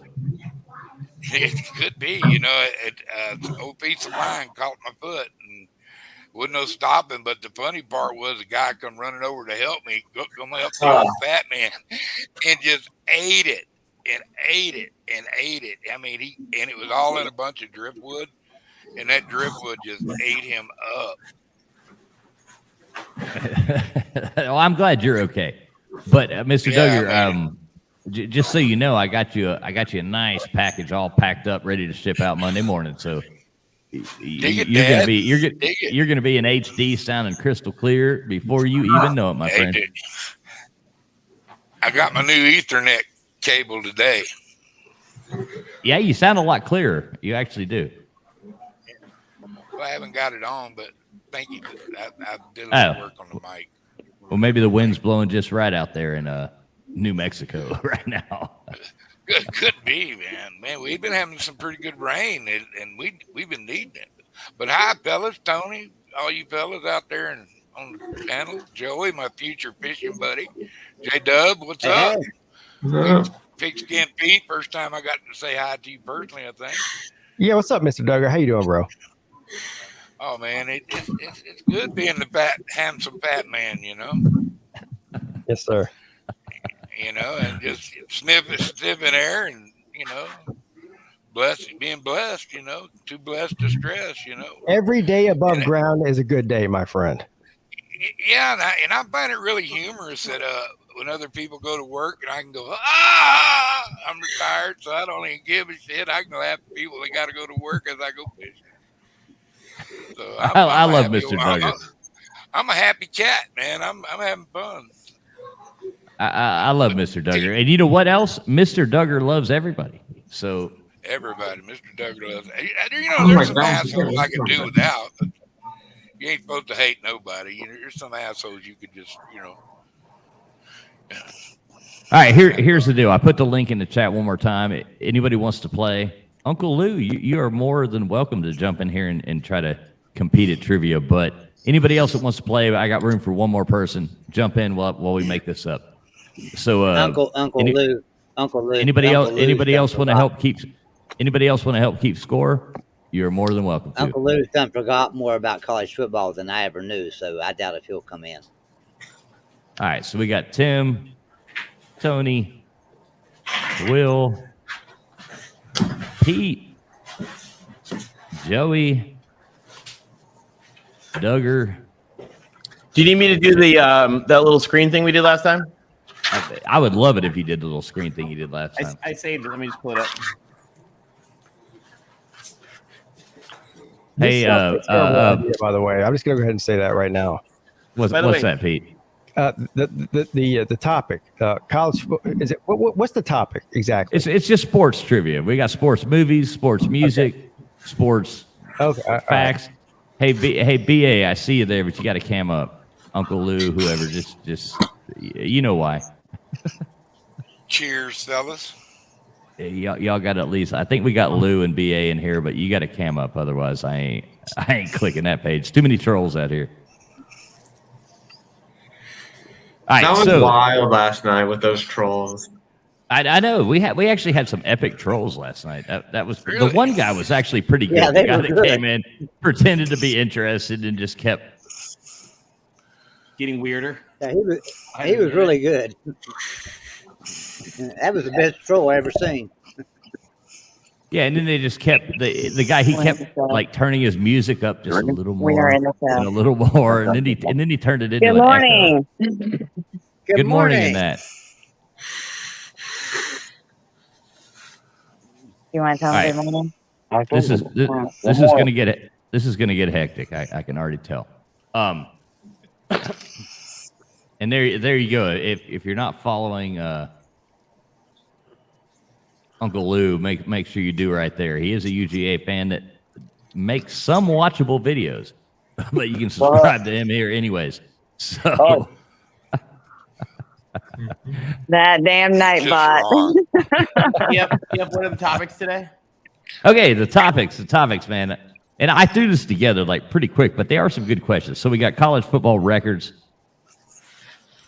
college football potpourri, regular potpourri, sports music, sports movies, and let's laugh. Sounds good. They're not that hard. And 2 daily doubles where you can bet up to 10 points on each one. For let's laugh, I'm going to say Clemson. Oh man, they're just taking a shot right across the bow already. Alice, what do you say?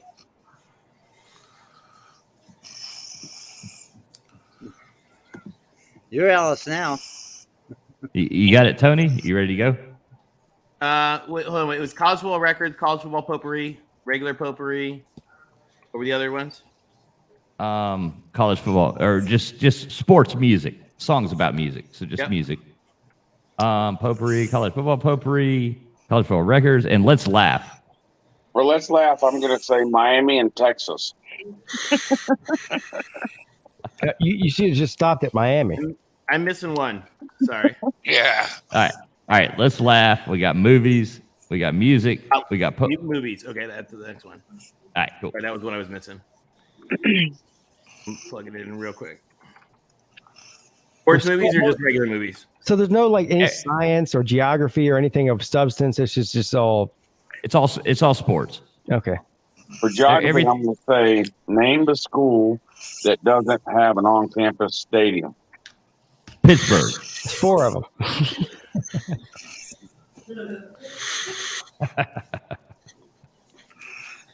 All right. Well, you got it, Tony? Yep. All right, cool. Tim, you are first, my friend. I'm ready. I'm ready. Every category has 1, 2, 3, 4, 5. So you can pick from easy to hard, just like Jeopardy. If you've watched Jeopardy before. I take 5. So now, wait a minute. Wait a minute, wait your turn, Dave. Oh, okay, I didn't know. So if Tim don't ready. get it, it goes to Tony. If Tim don't get it, it goes to Tony, and then it goes to Will, and etc. Right? Or do you want to rub my friend? Yeah. Yeah. So if Tim doesn't get it, it goes to a microphone. It goes you to want Tony. to rub my ranch? Yes or no? The next person. Auburn with a lake. Where are you going, Tim? Oh, sorry. Where's my visual? I thought my choices again. Sorry. I'm going to say Auburn with a lake. Wait your turn. Wait your turn, bro. Sorry. TF, I put it up. There we go. There you go. He's excited. Let's do sports movies for 3. Sports movies for 3. All right. Are you ready? Here you go. The movie 42 tells the story of what famous Brooklyn Dodgers Jackie player? Robinson. Damn. It's not your turn. Anybody can yell it out. No, that's not how it works. Jackie Robinson. Can you guys mute for a little bit? Dirty Bruin, Jackie Robinson is correct. Yeah. I think you would have got that anyway. Come on, Lou. Play along. I don't know the rules. Can we get a rundown of the rules? Yeah, the rules are you answer when it's your turn. Yeah. How do we know when it's our turn? When they say it's your turn. Yeah. We'll make sure you know. Hey, don't sass me. When you hear, hey, dickhead, just go ahead and answer. No, I'm right. Hey, asshole. Hey, asshole. Yeah. Hey, asshole. When you hear, hey, asshole, then you know it's your turn to answer. Hey, traveling fools. Can we make a rule that says? Can we make a rule that says Pete's not allowed to sass me? I'm not sassing anybody. You're sassing me. Okay. Don't sass me. I sassed myself for the past 2 hours, sir. I can sass you if I want to. No. All right. Hey, asshole. Shut up. It's not your turn. Okay, so you'll tell me when it's my turn? Yes, it's your turn. All right. Yeah. When you hear "Hey, asshole," you know you're up. Okay. All right. Okay. So next up, we got Tony. Where are you going, Tony? I'm gonna go for it all. I'm going to sports movies for 5. Sports movies 4 or 5. All right. What sport does the 1981 movie Victory, starring Sylvester Stallone, center around? That was a movie from before I ever watched movies. It's probably not, but we'll take a shot and say boxing. You are incorrect, sir. Sorry about that. Dummy. Will, you're up. All right, Will. All right, can I take a look at the categories again? No, you have to answer that question. Oh.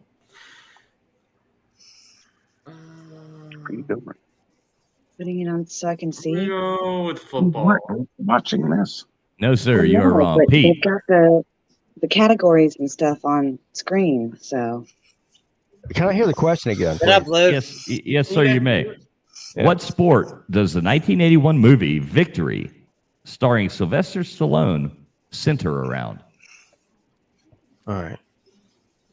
1973, you said? 81. 81. Why did I come up with 73? All right. Clemson's last national title. Yeah. 81 was when Clemson won their first national championship. I know that. But so it's got to be another American sport, I'm thinking.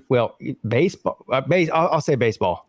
Oh, my God. That would be wrong. That would be wrong, sir. Okay.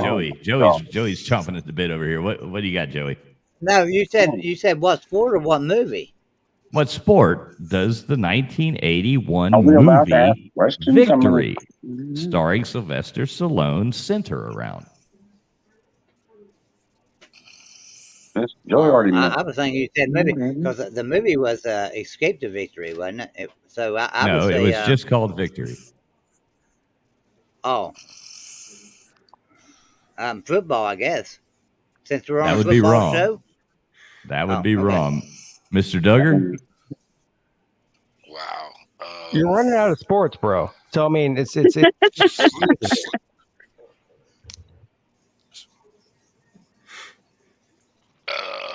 sledding. No.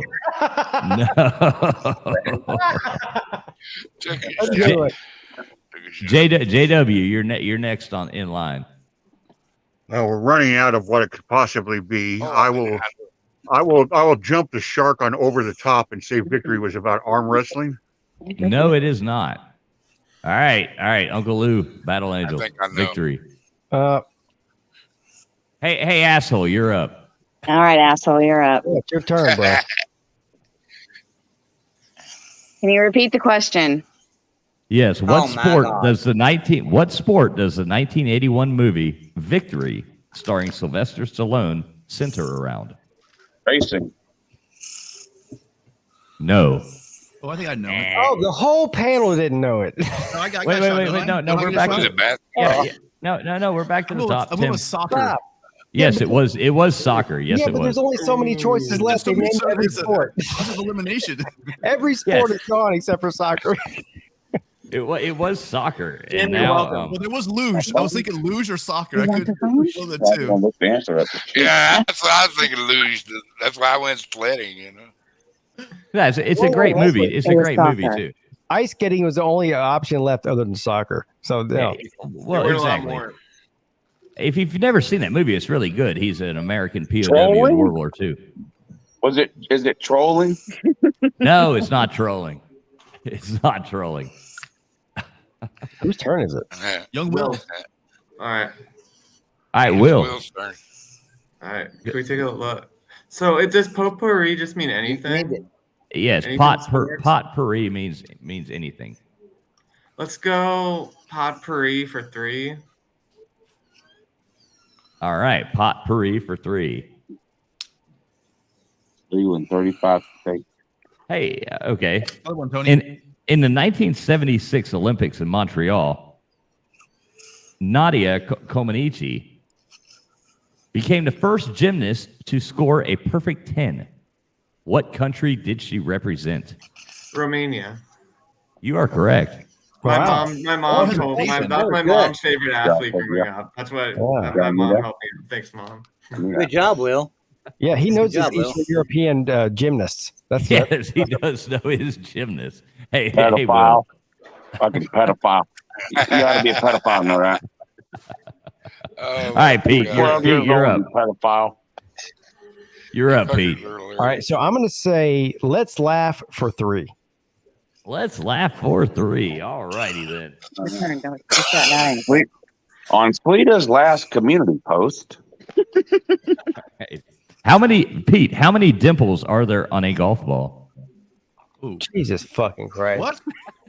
144. Oh my God.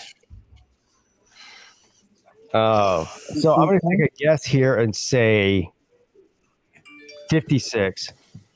That would be incorrect, sir. Joey, you got a guess? Oh, it's my turn. Yeah. There's 500 dimples on a golf ball. No, there is not 500 dimples on a golf ball. So confident too. I know. I was gonna give it. I would have given him the points. I can tell you how many dimples are on Lou's ass. We don't want to know that. 500. Hang on, come and grab up here. Dimples. We got Joey didn't know it, Mr. Duggar. 72. 72. No. Well, I took a shot. Well, I can tell you, even though host fell asleep, but I can tell you no. What is it? What happened? Did we lose Traveling Fools? Traveling Fools, this is your show. You know that, right? It's 144. All right, Mr. Duggar. Mr. Duggar, let's hear it. How many dimples are on the golf ball? 72 is wrong, so I said 72. Okay, that is wrong as well. All right, JW, how many dimples on a golf ball? 339. Jesus fucking Christ. You would be wrong, sir. No. Where did you come up with that number, Jeff? Hey, asshole, you're up. That's you. 144. That's wrong too. So back to the top to Tim. No, it should be closest without going over. You got a guess, Tim? 233. You're wrong too. That's way too many. Tony? Now, it's less than 100. I know that. No. You don't know that. You're guessing. Yeah, I do know that. Watch, you'll You're see. guessing. How many you got, Tony? You're muted, Tony. Sorry, 99, but I'm probably wrong. No, you are wrong. All right, Will. You're muted, Will. Okay, you're incorrect, Will. The correct answer is 336. JW was so close, but not there. Wait a minute. Now wait. Hold on. In my defense, there are like between 300 and 500 dimples on the golf ball, and the more expensive the golf ball, the more the dimples. So I said 500. There's 300 to 500 realignment videos on Gold and Blue Man's channel. and they're outdoing your videos. No, they're not, you dumbass fuck. So, all right. So nobody. I don't care how many times y'all text me screenshots of y'all's YouTube studio. Just to embarrass. I'm gonna start. You know what I'm gonna do? I'm gonna start putting that shit on my channel. I'm gonna start showing how little amount of money y'all are making. That's what I'm gonna start doing, because I don't know why y'all feel like y'all need to text me once a week that you got 500 views on a video, but whatever. Yeah, but you do you, buddy. Hey, Lou, when's the last time I texted you? All right. Moving along. Nobody gives a damn about this stuff. Yeah, really. Plain. All right.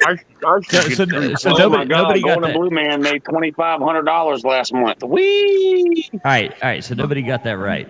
So moving on. I should get. Can I take a shot at it? Huh? Can I take a shot at it? No, you were gone, so you missed your spot. All right. So that would. I love you, Luke. What was your Hey, Congratulations on getting on food stamps, I guess. I don't know what else to tell you. all right, Joey, where are you going? Can I see the categories there, Tony? Yep. Can I see the categories? Yeah, give me a second. How come I can't make this go up here? I don't know for some reason. Full screen layout. All right, there you go. There's the categories. Can I have I love you? Can I have I love you, Lou, for 4? Can I have I love you, Lou, for 4? Shut let's up. try No, college you football record. You can get my dick out of your mouth for 4. That's what you can do. Can I have college football records for 4? College football records for 4. Things are getting fun in here. Okay, Joey, college football records for 4. You're right, Friction Vixen. It shouldn't be a competition. But I don't understand why Golden Blue Man and Joey Foster have to send me a screenshot of their YouTube analytics every 3 days. Like, I don't understand why they... I don't know. Why do y'all keep doing that, Joey? Hey, listen. Joey, you tell me, Joey. So why? Stop, what's the point of that, Joey? All right. Listen, Joey. Don't make me meet you too, Lou. We don't do drama here, man. I'm just being honest. We don't. I'm not here for that. There's a million fucking outputs. I love having you here. I appreciate you as a friend, but I ain't fucking for 1 second dealing with any fucking drama. I'm here for fun. All right, but plenty of places for drama, please. If they want to put up 1099 in January, we'll do it. Okay, that's fine. Y'all do that on your own fucking time. You want to come here and hang out and have fun? I appreciate you being here. And I'll be totally honest. I ain't putting up with 2 seconds of bullshit. I'm here for fun, and this has been a fun night, and that's all I'm fucking doing is having fun. So please, you want to come in here and hang out and have fun? I appreciate you fucking being here. And that's the end of that. Moving on. Well, then how you doing? Keep it moving. Let's go then. Yeah, let's go. I don't remember what category I picked, Traveling Fools. I don't remember what category I picked. You picked college. You picked college football records for 4. Okay. Are you ready? College football records for 4. From 1953 to 1957, how many games did the Oklahoma Sooners famously win in a row? I think I might know this. 47. You are correct. Yeah. You are correct, Joey. Damn, all right, Mr. Duggar. Mr. Duggar, you're up. Yes. Let's go. Let's laugh for 4.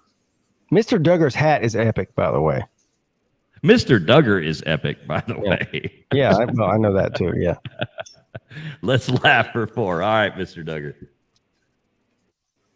Thank you. Here we go. Hat was given to me by an Israeli tank commander. Yeah, I wouldn't have expected anything less than what you just said. Okay, Mr. Duggar. I believe you. This is a fun question. What NBA player had his championship ring resized to fit his middle finger?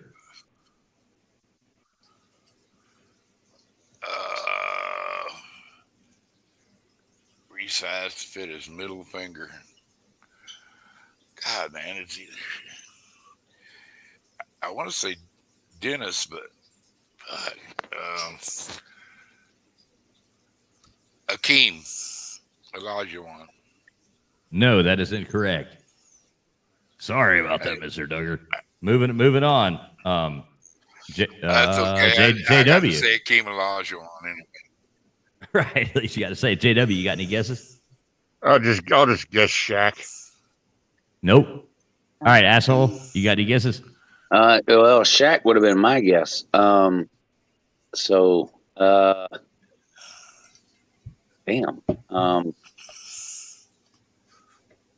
Dennis Rodman? Nope. That was my other guess. All right, moving back up to the top, Tim.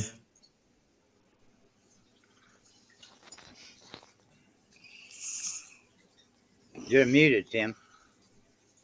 Sorry about that. Bill Lambier. Nope. Tony, you're muted too, Tony. Yeah, I was going to say Lambier. Jerry West. I don't know. No. All right. Did someone say Kareem already? I was going to say Kareem. Did someone say Kareem? No, and Kareem is wrong. So, Pete. Okay. Is it my turn? Yeah, it would be your turn now. Yep. The biggest asshole in all of sports is Michael Jordan, and he won a bunch of rings, so I'd say him. I don't know. No, that's wrong too. Oh. How about you, Joey? Kyle Kuzma. No, everybody got it wrong. That's it, right? It's back to Mr. No, it was actually Rasheed Wallace. Only got one guess. Yeah, that makes sense. Everybody got one guess, babe. Everybody got one. Yeah. Everybody got one. All right, so JW, you're up, buddy. College football records for 5. Oh, he's going right after the right to the top. College football records for 5.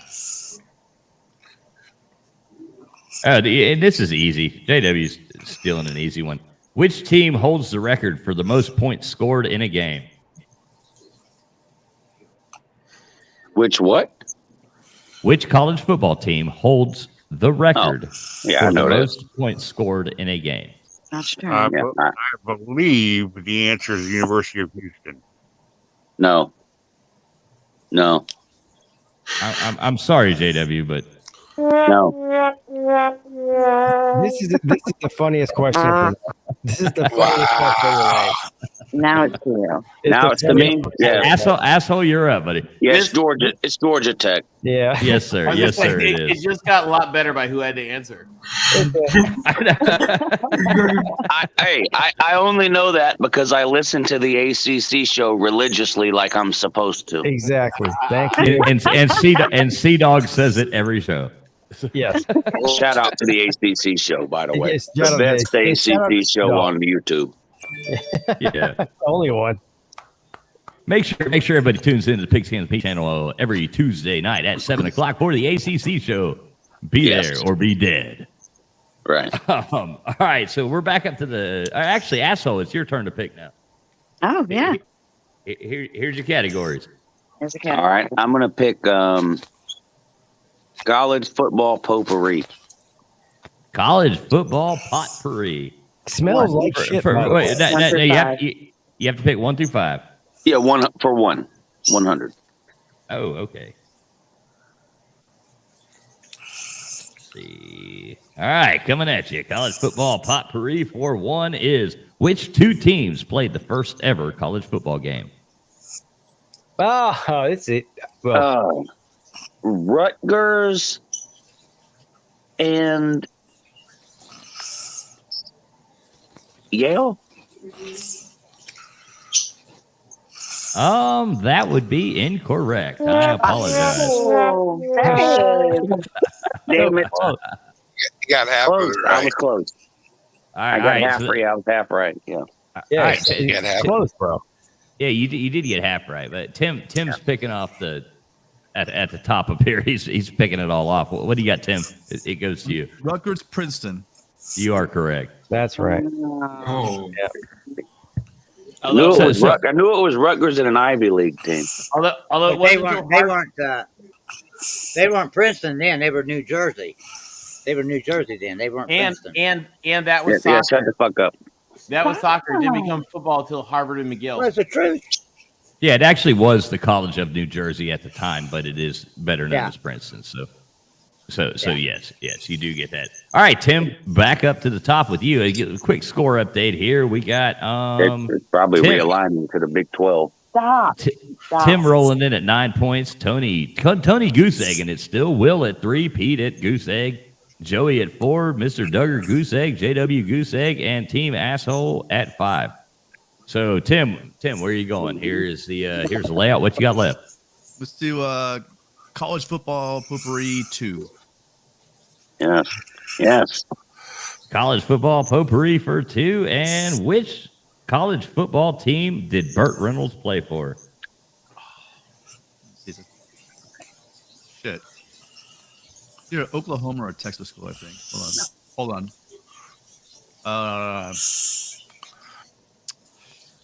A&M? Texas A&M? No, sir. You are incorrect. Tony. He was a Seminole. Oh, shit. Yeah, thank you very much. I knew I'd do that. Yeah. God damn it. Good job, Tony. You know who his roommate was? No, and no one cares. Just on to the next question. We ain't got time for no 30-minute story.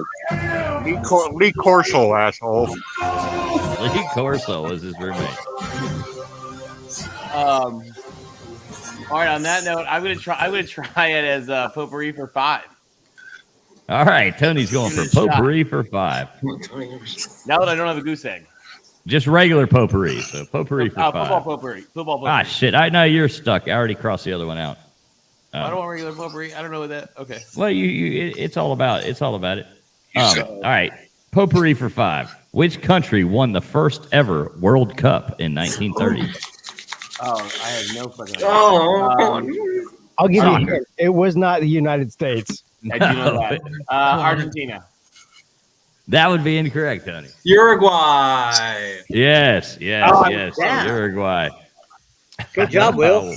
Will jumping up there. Kicking my ass. All right, Will, you're up, buddy. Let's go potpourri 400. Regular potpourri or college football Regular. potpourri? Okay. And it's just for 4. We don't do 400, so just 1, 2, 3, 4, 5. Oh, my bad. Regular potpourri for 4. Here you go. Which NFL team appeared in 4 consecutive Super Bowls from 1991 to 1994 and lost them all? This is an unfair question. This is silly. Yeah, that's easy. Hey, there you go, Will. All right, Pete. Mr. Duggar, pull your microphone a little bit away from your face there, man. I can't wait, man. I'm shipping that shit out to you tomorrow morning, buddy. Sound like we got a goddamn hot mic, but yeah. We sound like we got a CPAC commercial. A CPAC commercial going on in the background here. Can I see the option? Yeah, Pete, I got you coming on right here. What? Listen, I go home and go for the broke. Okay, let's laugh for 5. Let's laugh for 5. Make them laugh. Make them laugh. Let's laugh for 5. All right, Pete, here you go, my friend. In which sport do competitors race towards the finish line but do not cross it? What? The fuck? What?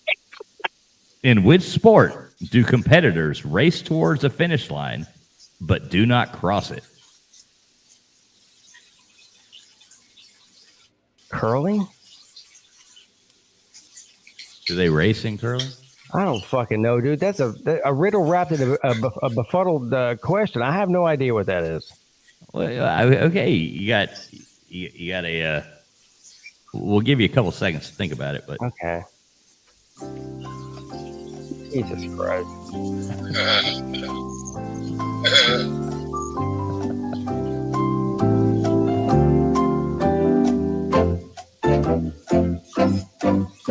I have no idea. All right. Okay, you got no idea. All right, man. Well, moving along, Joey. You got a guess? Swimming. Swimming would be correct. Damn it. It was really easy. He said curling. Hey, let's laugh. Let's laugh for 5. Make them laugh. Make them laugh. I love you. I love you, Pete. You know I love you. There's a lot of excitement right now down in Coral Gables, and there should be. And like I just mentioned on my Notre Dame game preview, this is a game that Clemson could lose. Yeah, you go fuck yourself. That's okay. I didn't know the answer either, Pete. All right, Joey. Joe, you're up, my friend. College football potpourri for 4. College football potpourri for 4. All right, here we go. Okay, the first college football cheerleaders were at which university?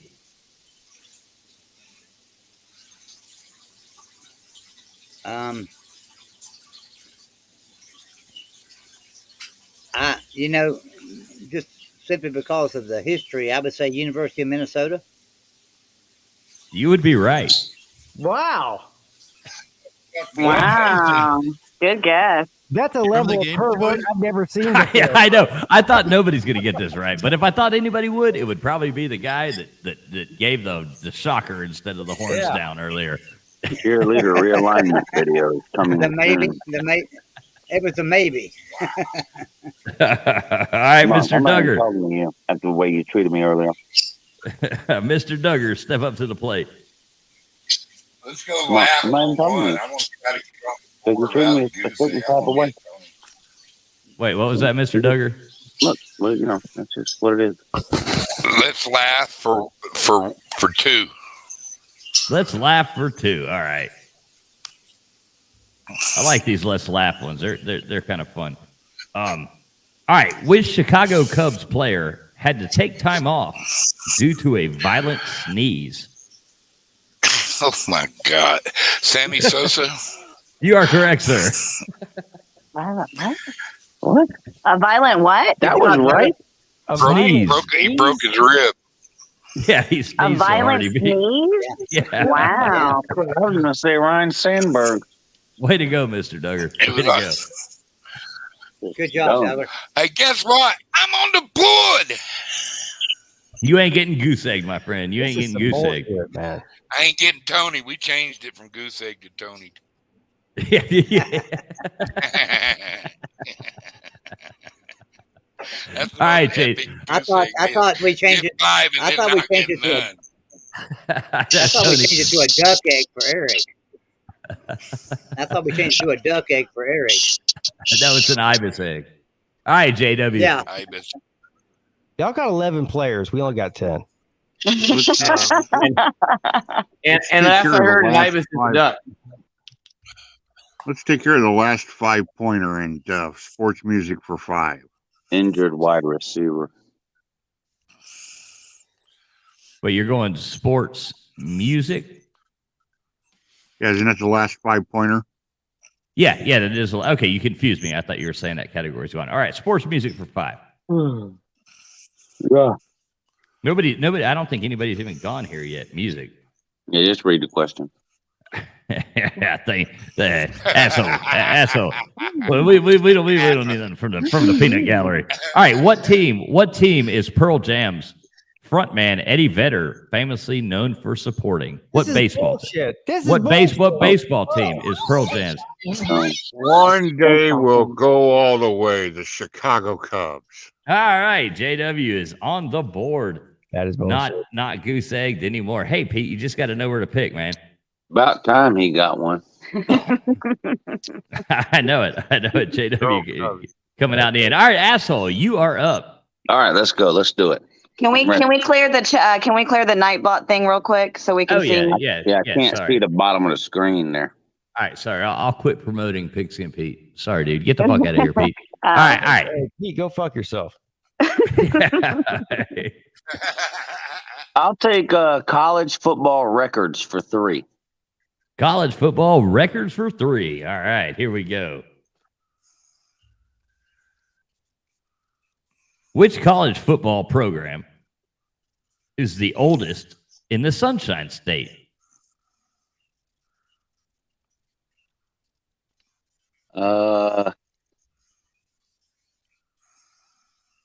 It's not Florida State because they used to be a girls' school. You know what? As much as it pains me, I'm going to say the Gators. You would be correct, sir. Okay. All right. Lou, these are like torture for you. You're getting all your points off the enemies. I know. I knew the Gators was an all-girls clown college until like 1970. So. All right. Well, we're back up to the top now. So, am I winning? Just so I'm sure. Am I winning? Here's a quick score update. Tim, you are at 9 points. Tony, you are at 2 points. Will, you are at Oh, shit. Will might be winning. Will's at 12 points. Pete, you're at 5 points. Joey, you're at 8. Mr. Duggar, you are at 2. JW, you're at 5. And Asshole is at 8. 8. I think I'm like in 4th. I'm okay with that. No, I think it's tied for like seconds. Or whatever. That's fine too. Sorry, Joey. I didn't see you there. All right, cool. Back up to the top. Let's go, Tim. I'm gonna send Joey Foster a screenshot of my college football trivia. Stop. Sports movies. Oh my God. All right, Tim is going for sports movies for 2. This is probably going to be really easy. Let's see. It's probably going to be easier than me finding the goddamn piece of paper. All right, cool. She's an armchair quarterback. She doesn't have the balls to come on here. I have to represent both of us, and I'm the dumber of the two. So this is what you get. All right, Tim. Tim, who starred in the 1977 hockey movie Slapshot? Oh, Paul Newman. Correct, sir. Great movie. It is a great movie. Paul, and a great actor. I actually had the pleasure of meeting him one time. That was pretty cool. You got an autograph picture? No, I don't have an autograph picture. That's cool. But I did actually get to meet him. All right. That's funny. Tony, you only got 2 points, man. I do. Where are you going with this? Let's try football potpourri for 5. Yeah, no. Football potpourri. It's potpourri up in here. All right. And you'll get this. This is pretty easy. Which college football stadium is positioned in the highest elevation? That was for 5? Yeah, it is for 5. I threw this together in 45 minutes before this shit started. So, fucking hate me if you want to. But I'm debating which one it is because I can think of 3 that are possible. Yeah. I'll try Folsom Field. Oh, man. Such an easy one, and you got it wrong. I debated between 3. I'm not sure. Don't say the other one. Take it off. No. Don't say the other one. All right. Will, what do you got? It was too deep. I know I should know this. I don't know it. Colorado State. What? That's Folsom. No. Folsom, Colorado. Bullshit. All right, Pete. The highest stadium. Colorado's the highest stadium, let's be clear. But which has the tallest elevation? Right. What's the one in shit? Where's the Sun Bowl at? El Paso.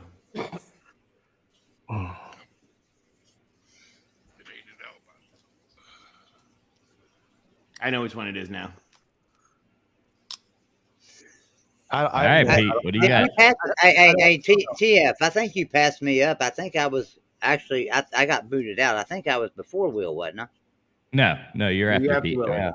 I've got it written down in the original order. Okay, good deal.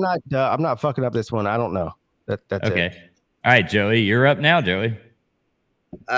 Washington, University of Washington. No, sir, you are incorrect. Mr. Duggar?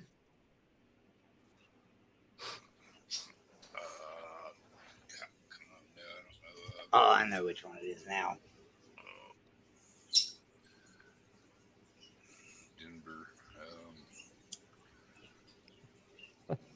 Colorado. Pete, your wife is an epic troll. Dude, hats off to Mrs. P because she's relentless, dude. I guarantee you do the dishes every night because Jesus Christ. Pete,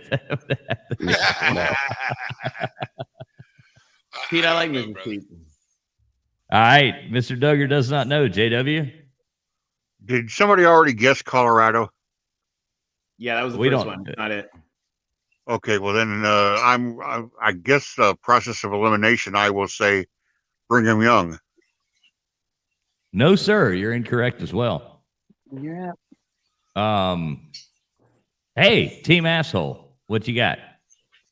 Oh, do we have to say the name of the stadium or the school? Either way. I got both written down. I'll give it to you either way. Wyoming? Yes. Yes. War Memorial Stadium. Oh, wow. Nice job, Lou. Actually, that wasn't the one I thought it was. Good job. That was Bryce Eccles. I was going to get it wrong. War Memorial Stadium in Laramie, Wyoming. Wow. Yeah, there you go. Nice job, Lou. Wait till you see the screenshot of my analytics. Stop it. All right, so it's my turn, right? Your turn. Let's see who picked that. That was Will. That was me, actually. Yeah, Will picked that. So yeah, Will Pete, you that would. one. Yep, Pete, you'd be up. All right, so I'm in desperate mode now. I'm gonna go. Fuck. Okay. I'm gonna go sports movies for 4. Good Sports choice. movies for 4. Okay, let's see. We're almost done with sports movies too. So Sports movies. I think you crossed out sports music. Nope. Damn it, Tony. Damn it, Tony. The answer, right? But Fall apart. it is what it is. Okay, sports movies for 4. Right. Pigskin Pete. The 2010 movie The Fighter tells the story of which famous boxer? The 2010 movie, you said? Yes, the 2010 movie The Fighter tells the story of which famous boxer?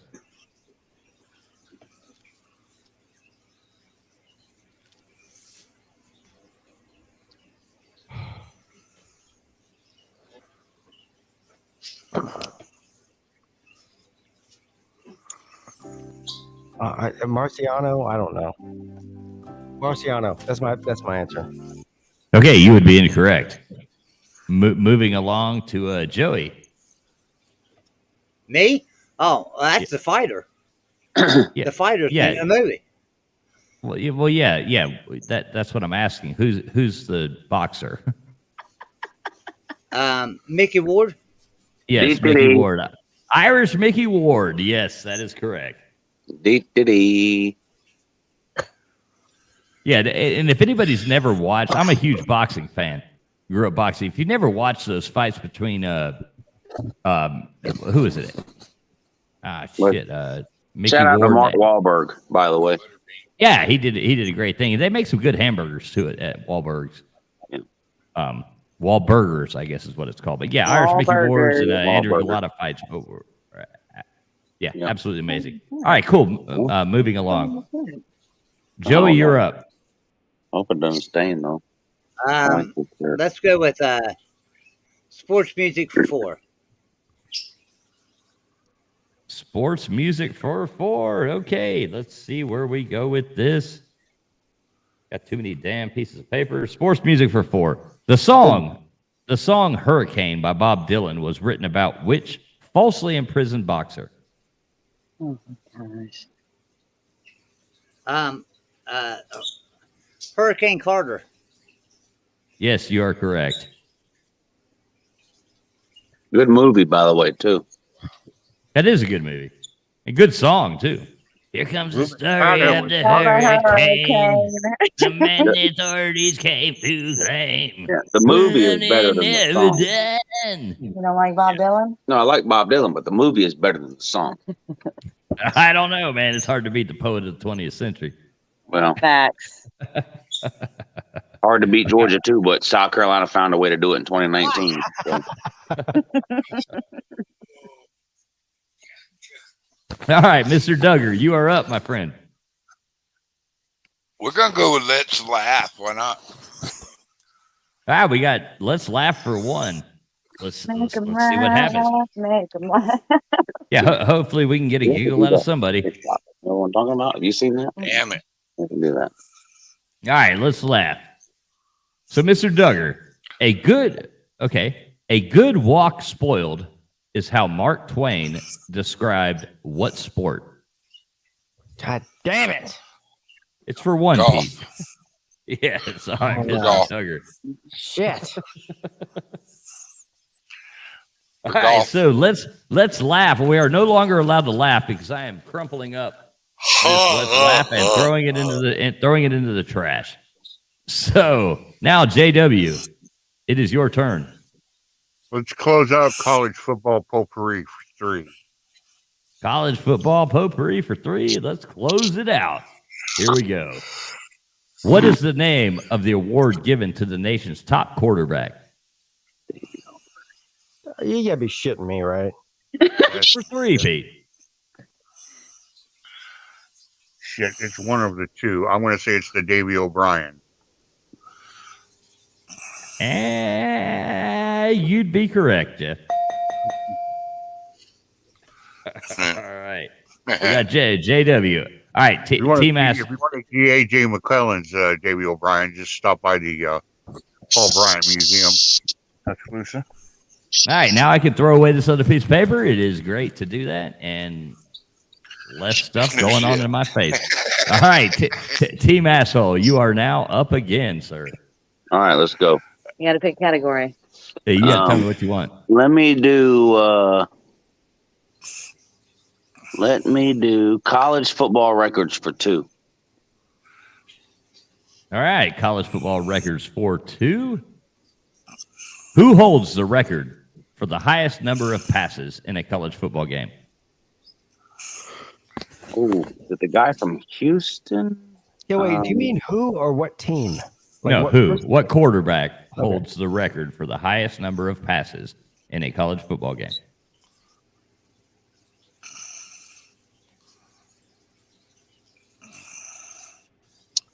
All right, Mr. Duggar, move the mic a little bit away from the face. Yeah, I got you a package coming. Mr. Duggar won the streaming package, and it's shipping out. It is shipping out Monday morning, and you're going to be hooked up, Mr. Duggar. All right, I love you, my friend.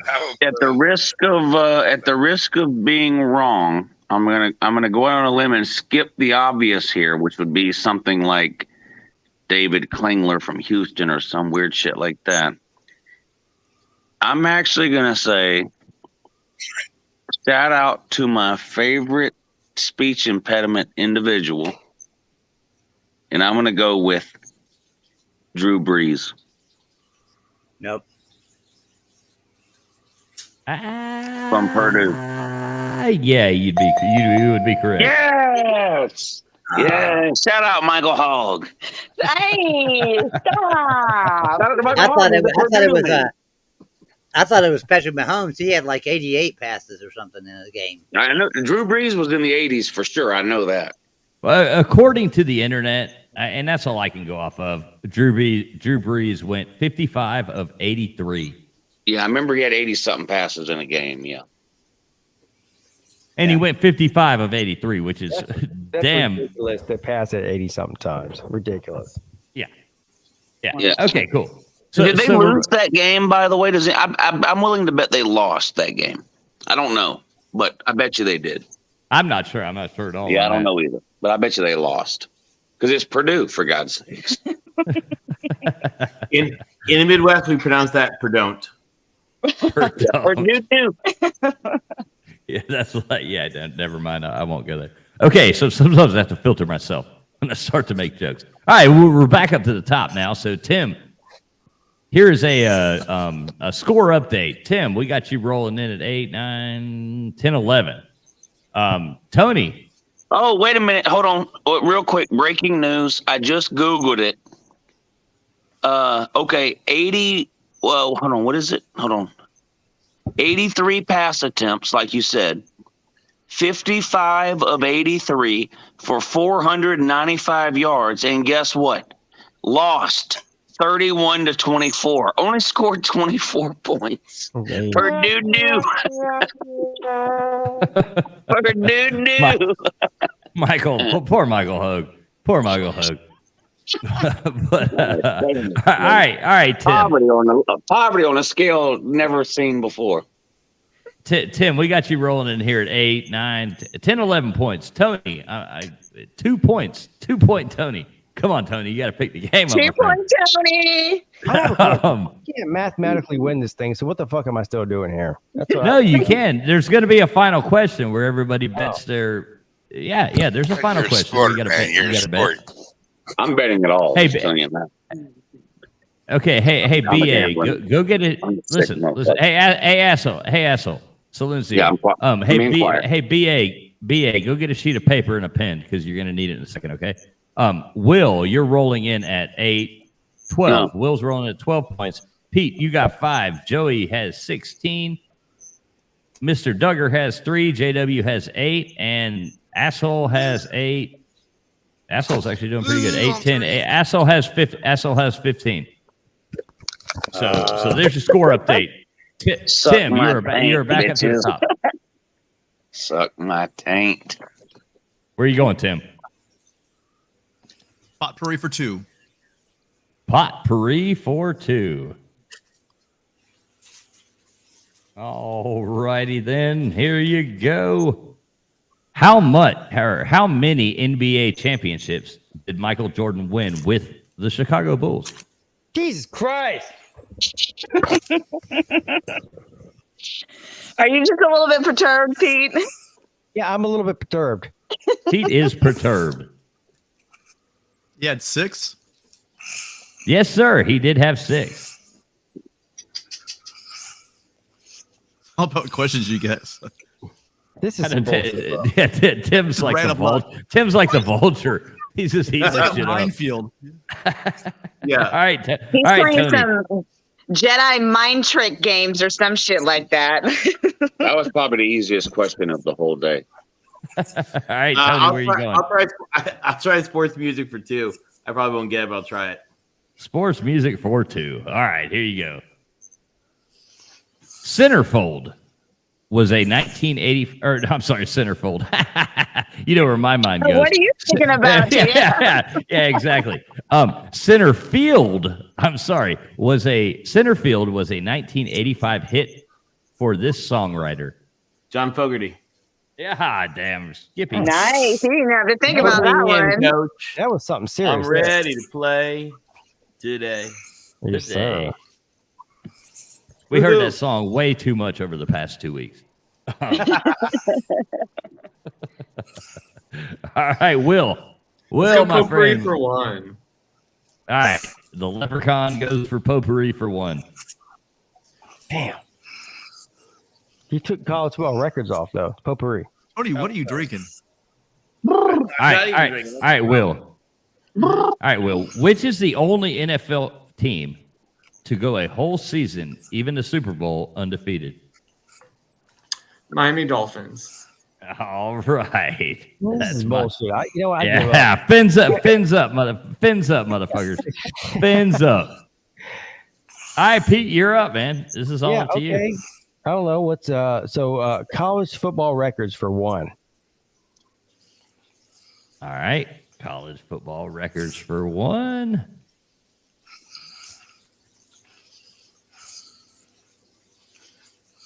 Which team has the bragging rights of the winningest team in college football history? Oh, come on, Jesus Christ. Michigan. Yeah, ding. Good job, Pete.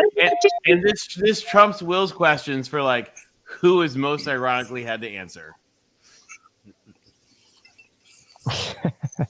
That's Notre Dame. Hey, one thing, college football music for 3 should still be in play. Oh, it should? Yes. Okay. Okay. Noted. Why? Nobody's done it yet. It's just not on the board. Oh. Is something else? I just noticed that, so I was just trying to throw it back out there. Okay, so Joey, you're up. Well, let's go for sports music for 3. All right, so he's like Joey's like, all right, cool. All right, what famous baseball song was written by Edward Meeker in 1908? No.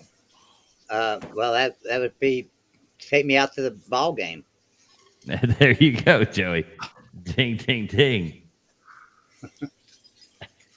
I no longer have the easiest question. Yeah, exactly. All right, Mr. Duggar, you're up. You're up, buddy. Let's go with the movies, man. All right, so movies for 1. Here we go. Rudy. No, go ahead. What 1999 Kevin Costner movie centers around his character Billy Chapel? pitching his final game and reflecting on his career. God damn it. It's a great movie, too. Yeah. It was a really good movie. It might make it back around to you, Pete. And the daughter goes to USC. That's where he was the coach and all that shit. No, he was the pitcher. Yeah, I know. But he was the high school coach too. Oh shit.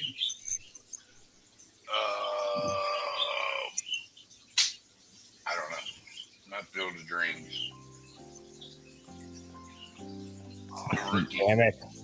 All right, Mr. Doug, you got a guess? The Rookie. No, it is not The Rookie. JW, what do you got? In the words of Vin Scully, at the Cathedral of Baseball, Chappell has his masterpiece. Perfect Game. What's the name of the movie? Perfect Game. No, it is not. Oh, he did say that. All right, Team Asshole. Cal Durham. No, that is incorrect as well. Back up to the top to Tim for the easy pickings. I don't know it. Shit. All right, Tony. For love of the game. There you go. Damn, I thought I was going to get it. Yeah, and the daughter went to USC in the last scene. Hey, Jeff, we would love to hear right about now a word from our sponsors. You got anything for us? Well, there aren't any tonight. Oh, damn. That's awesome. I believe that too, actually. Well, yeah, I believe that too. Come on, Jeff, come on. Tonight is unsponsored. It's a PBS broadcast. Everybody's got a call. If you want to chip in, you can get a tote bag. Right. So the Traveling Fools online store. All right. Well, so JW, I'm sorry, but you missed that one. Team Asshole, you get the last question on the board. Oh, last question on the board. I do. Yeah, I'll choose. I'll pick the last. No, wait a minute. Well, he doesn't have a choice. Yeah, wait. It is JW's question. Sorry. JW's question. Yeah. This is bullshit. This is bullshit. And JW, this was right up your alley, and it's not where does Rocky is told to take his date. It is not that. Go. Yeah, take her to the zoo, Rock. Take her to the zoo. And JW, I'd almost want to ask you, who did Rocky lose to at the beginning of Rocky 1? That's not the question, but the answer is Spider Rico. Yeah. But anyway, speaking of Rocky, I Have the Tiger, written for Rocky 3, was performed by what band? Oh, that would be out of the city of Chicago, the band Survivor. And you would be correct, sir. All right, so now can we get a word from our sponsors while I tally up the score? Worth about $50. I thought there was like a Final Jeopardy deal. There is a Final Jeopardy. I got to tally up everybody's score, though, so everybody knows what they got. Zero. We got to know what to bet. Yeah, I got to tally up the scores. Jeff, give us a rundown. Give us a word from our sponsors. Come on, my friend. Whether you need a crosscut, a rip, a band, a miter box, or a circular, you can cut it out at the House of Saws, 300 Redwood in Pine City. And by Crustacean Cola. The great taste of lobster in a can, it's Crustacean Cola. Don't forget to stop by Deodorant City, our outlet in the Springfield Mall. Whether you know it or not, you need it. Deodorant City. And by Popperific Popcorn. Pop a party in your pan with Popperific Popcorn. The preferred treat of Pigskin Pete. And may I add that you forgot a couple of sponsors. Hat check, notes check. What the hell else he says? I don't know. All these checks, like 14 checks. All I know is that you said Pepsi check. The preferred dessert for Pigskin Pete. I have no idea what you're talking about. Popperific Popcorn. You pop a party in a pan with Popperific Popcorn. All right, that's all right. I like all this nonsense. Okay. All right. So what we got here? We got everybody's gonna have to wager your points. Okay. So we got Tim. You got 13 points. Tony, you have 5 points. Will, you have 13 points. 4. No, I'm betting 4. Okay, no, hang on. Let me give everybody their things first. Okay. Will, you got 13. Pete, you got 6. Joey, you got 19. Let's see. Mr. Duggar, you got 3. JW, you got 9. And asshole, you got 10. You got 15. So, all right, Tim, how many points you wagering? And everybody make sure you got a piece of paper and a pen right now. Just make sure before we read that last question. Just make sure you got it. Tim, how many you wagering? 7. 7. All right. Tony going for 4. Mr. Duggar, how many you going for?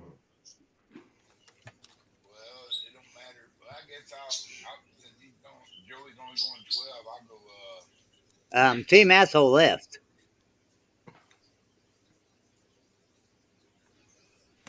No, they're back. Yeah, risking it all. All right, Team Asshole's betting the farm. All right, Mr. Duggar, how many did you say? 3. Mr. Duggar going for 3. Let's see. Who don't we have? Will, how many you going for? That's 13, right? 13. You're betting the farm too. And Pete, how many you going, man? All 6. Is that a serious question? I mean, all right. All right. Pete's going for all 6. Joey, what did you say, my friend?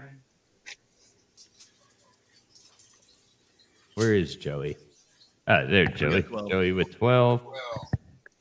And JW, where the fuck are you? His phone must have died. we're giving JW till the Song of Jeopardy plays, and you better get back in here quick. All right, I just heard a ding. Here's JW. JW, how many points you going? JW, how many points you going? JW, how many points you going? I think I had 9, correct? Yes, you have 9. I'll wager the entire amount. All right, you're going 9. Okay, everybody ready? This is going to work like it always works. So I'm going to read the questions. You're going to have about 15 seconds to write your answer down on a piece of paper, and I'm going to say, let's see your answers. Show it up to the board. An answer down? That's why I told you. You get a piece of paper and a pen. Hold on. Write shit down. No, you're making him do extra work. What's the question? No, I'm going to ask the question. Oh, okay, good. I was making sure everybody's ready first, Yeah, we're good. Okay. All right, here you go. Everybody ready? Ask you a little question. JW, you ready? Write that shit down. You know JW can't spell. JW. All right, here you go. Okay. Who compared the difficulties of reaching space in a rocket to the Rice Owls' chances of defeating the Texas Longhorns? Yeah. You got 15 seconds. Let's go.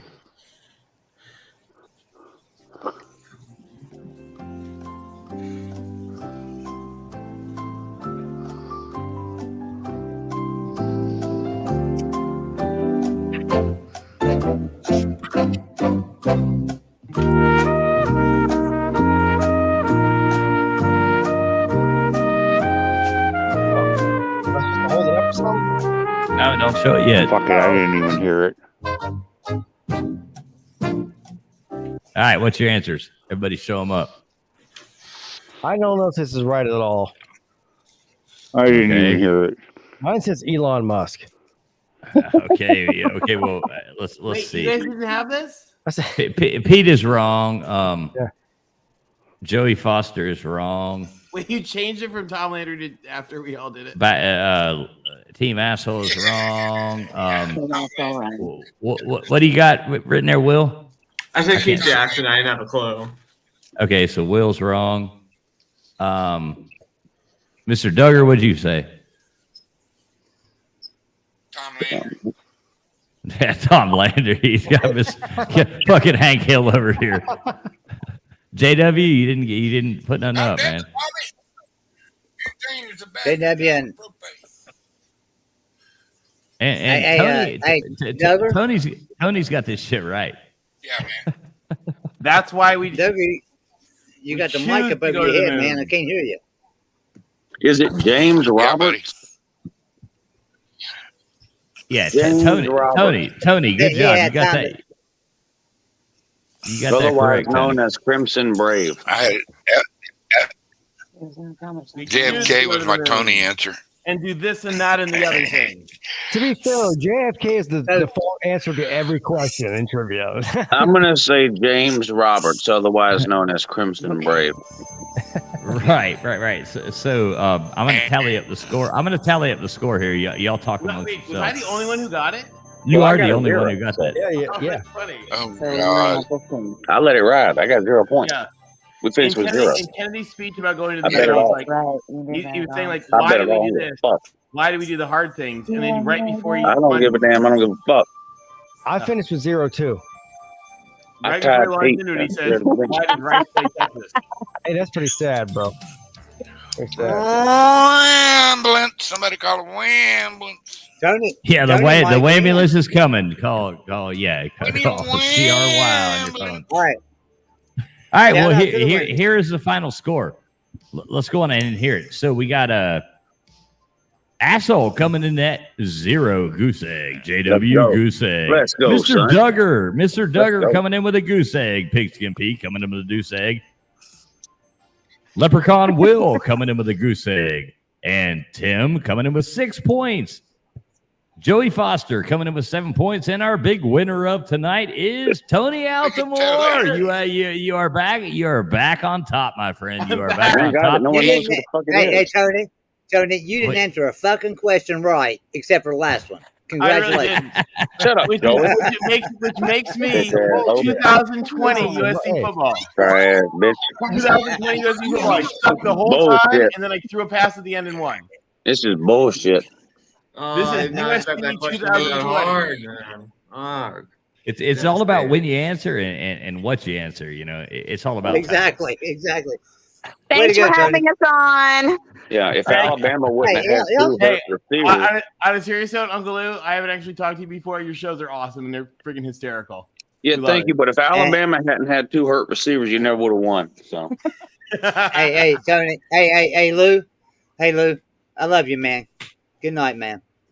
Yeah, good night. Good night. Good night, asshole. You know I love you, man. I'm always on your videos. Yeah, I love you too, but stop sending me screenshots of your YouTube analytics. I don't really care. I don't even have your phone number. Well, then tell Golden Blue Man blaming it on you. So one of you 2 is sending them to me. So one of y'all needs to stop. Hey, Lou, here's my phone right down here. Hold on. Let me get my phone. All right. Nobody cares about this. Nobody cares about this. I gotta go. Love you guys. Thank you. It's fun. Good night. That was fun. Thank you. Yeah. Good night, Lou. So, Mr. Tony Altamore, the big fucking winner. Let's let you come on here full screen and brag about yourself. Talk some smack, Tony. Tell everybody why they suck and why you're so awesome. I'm awesome because I re-impersonated USC's 2021 season where we sucked the whole games and then miraculously won like 5 of them at the last minute. So I was just trying to impersonate that, and I appreciate it. But by the way, that JFK speech is awesome because he literally, in the middle of the most important like strategic space speech ever, asks the rhetorical question, why does Rice play Texas? And then he's like, we choose to go to the moon. We choose to do this and that and the other thing because it's the hard thing and all that. It's great. It's a great speech. So what are you going to do your winnings? You going to Disney World or? I might go to Sam's Club tomorrow. We'll see. It'll be exciting. At the dollar store. The dollar store. No, I gotta have somewhere I can get it. Watch out, Dollar Tree. Exactly. That is too funny. I literally thought I was going to end up with a goose egg. Yeah, you were the one you pulled it out at the end. What do you think about that, Pigskin Pete? What do I think about what? I mean, what do you think? What do you think about anything? I mean, you got anything to add? You got anything to add to this, or should we just? Right now down in Coral Gables, and there should be. And like I just mentioned on my Notre Dame game preview, this is a game that Clemson could lose.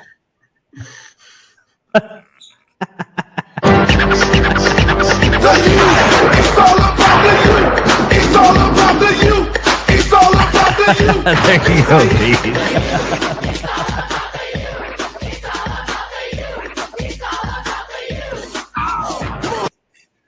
Hey, Pete, that's all right. A&M's going to whoop their ass. Too. I love you, Pete. I love you, Pete. I'm just, all y'all are going to kick our asses. I'm just Miami fucking fans around. are like women. Just keep running their goddamn mouth and then they'll know what they're talking about. A&M, the 12-man, going to shove a hot, horny one on him. Yeah, A&M's like rods. They're gonna bring out an extra guy and try to beat us. It ain't gonna work. Good, they shaped like a U because they're gonna be bent you go over fuck when they come into our house, man. Yeah. Now, Miami got rid of the chain, right? They got We got rid of that damn chain. Thank God. I'm excited when you guys play us again, though. Miami, that'll be fun. Last time wasn't fun at all, though. 2017 was not fun at all. We thought we were the shit after we beat USC, and then we got shit on just like we shit on USC when we played Miami. But now, Will, I'm pretty certain, and I'm not. I mean, I'm pretty team ACC, but I'm pretty certain Clemson's going to roll in there and into Notre Dame and just. I bet the under on that game because both of our D lines are just going to overwhelm the quarterbacks. I mean, I think they're going to beat the wolf snot out of you, man. It's going to be like, honestly, I think that's actually going to happen. Well, I like Notre Dame's D line. You guys have nothing compared to that D line that Clemson has, dude. So get ready. Just exactly. Keep your head down, hide the children, and just get ready, Will, because it's gonna be a bloodbath. It's gonna be body parts. Talking's over.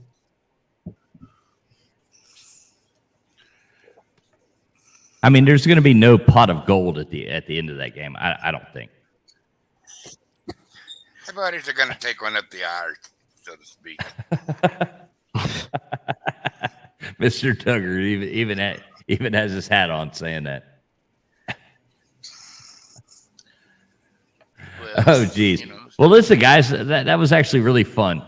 I think we should go on and close it out now. I got a lot of stuff I got to do tomorrow, and I think that was slightly successful, and we had our ups and downs, but it was a really good time. It was a great show. Yeah, a great show. Yeah, I think we should. I think we should quit. Congratulations, I think Tony. I think we should quit while we're behind. You know, sometimes it's just better Tony, off to do that. Congratulations, you're number one. Fools, I'm out of here. Thank you, Mr. Duggar. Everybody should definitely follow Mr. Duggar Fishing on this YouTube thing. He's one of my favorite people on here. He's just an awesome dude. So make sure to sub with Mr. Duggar Fishing. And Mr. Duggar Fishing, I'm gonna give you a call tomorrow because I gotta verify your address. All right. And okay, so one question I do have for Tony is, cool beans, right? You just got a haircut. I think a week or two ago. I don't know, sometimes it's up, sometimes it's down. It all depends. I mean, that's some Vanilla Ice looking stuff right there, man. You must be all getting into the U. You must be ready because man, you're gonna fit right in. You're gonna fit right into South Beach, man. I haven't been down there in forever. I have to go down soon. I have a bunch of friends down there. Yeah, I do too. Next time we're down, I'll let you know. You should come down there and hang out with us. Yeah, let me know. I'm around. I'm not far. Yeah, we'll probably be back in Florida soon. So I'm going to teach you how to fish. Yeah, that'd be fun. Is Coop down here in Florida too, or is he somewhere else? No, Coop's actually in Tennessee. I love it. None of us like are in the state of the place that we cheer for.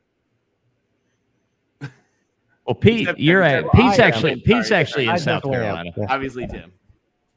Pete's in South Carolina. Oh, sorry, Pete. I didn't know where you were. Nice. So you're Joey's in West Virginia. I'm as far away in my own state as you can get from Clemson, but yes, I still am in the state. Yeah. And Joey's in West Virginia. That's true. Okay, that was a retarded comment. A ridiculous comment. Sorry. Well, listen, guys. honestly, I appreciate every one of you for taking the time to actually come in here. I had a really good time as well. This was fun. Thank you, guys. I think tonight was a really good time. But how many subs did you get? Let's see. I haven't even looked, Joey. I haven't even looked. We can't even count, Joey. So many you can't even count. Yeah, when we were at like 350 something subs, I quit counting because it was just going to drive me insane, and I'm not going to start counting now because it'll just drive me insane even more. Maui Howie, thanks for tuning in. My boy Maui Howie, Golden Blue, and thanks for Golden Blue Dude, Coach Coop, Sea Dog, D4, everybody for coming in here. Everybody made it a good time. We need to do this again. Does anybody have anything they want to plug? Yeah, I know. Come on. Everybody's got to plug something. Yeah, I'm going to plug Golden Blue Dude, man. We got to get over here, and we're going to get us to 10,000 here real soon. So, if you got any friends, neighbors, whatever, get them over to Golden Blue Dude. Let's get that to 10,000. I've been writing Golden Blue Dude's link on every bathroom stall that I've possibly seen at every truck stop that I've ever stopped at, just trying to get them more subscribers as well. So I mean, that's how we all for a good time. For a good time, subscribe to Golden Blue Dude. Exactly. But no, Golden Blue Dude's great, man, and that was really awesome. He came on here tonight and hung out with us. I'll do Monday, Wednesday, and Friday, 11 a.m. the midday show. Every Monday night at 10 p.m. on Uncle Lou's channel, the Lunch Money Show. Every Wednesday and Friday night on my channel at 10 p.m. the Call-In Show. And that's Pigskin's Pete. So make sure you subscribe to Pigskin Pete.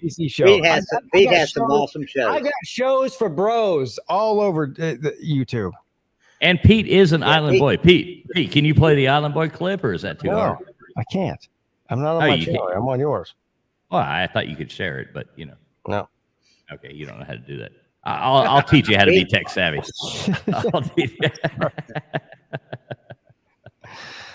Oh, I love you, Pete. You know that. Thanks so much for coming on. But yeah, make sure you tune in or subscribe to Pigskin Pete and Sea Dog because they both put out great content. And they do the ACC show every Tuesday night at 7:00, and Pete's on there with Uncle Lou every Monday night at 10:00, and he does his own shows every Wednesday and Friday night. Hey, Pete just goddamn too many shows. I've got 9 shows, bro. He's got 9 shows rolling. If you ain't subscribed to Pigskin Pete, you're a loser. Basically. I love all of you. And D4, Traveling Fools D4 was on tonight, and Coach Coop, D4 and Coach Coop. Get them in there too. Yeah, exactly. Yeah, D4 Sports. Make sure you sub him up, Coach Coop. I love my man, Coach Coop. He's my Miami bro. And there is actually a video that is, if anyone gets a chance, and I don't know the guy, I don't have anything to plug for him, but his shit is hysterical.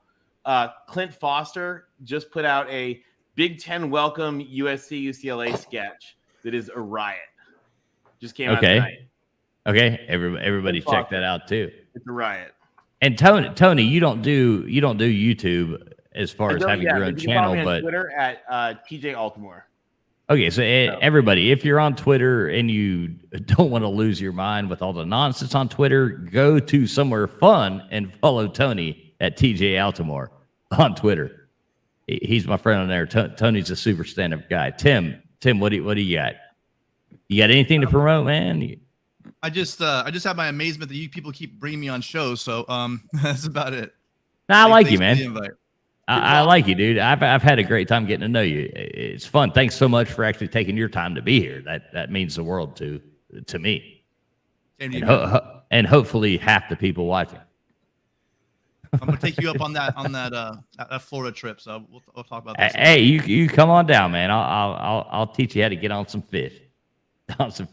Will, you got anything you want to plug for yourself, man? I mean, I've been wanting to start a Notre Dame call-in show, so I'll let you guys know if I can make that happen.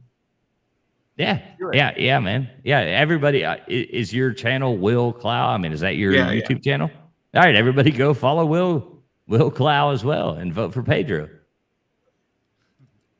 Like, I'm fucking with you, Will. I'm just teasing you, man. All right, Joey, the floor is yours, my friend. Well, I don't have really nothing else to add except that Traveling Fools is so close to 1,000. Let's get him there. Just everybody, you know somebody that's not subscribed to this channel.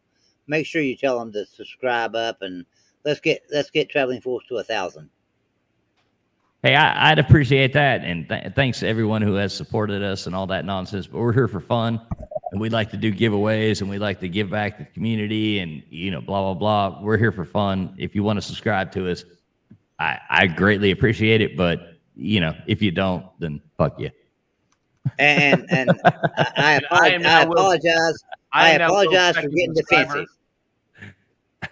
No apologies needed.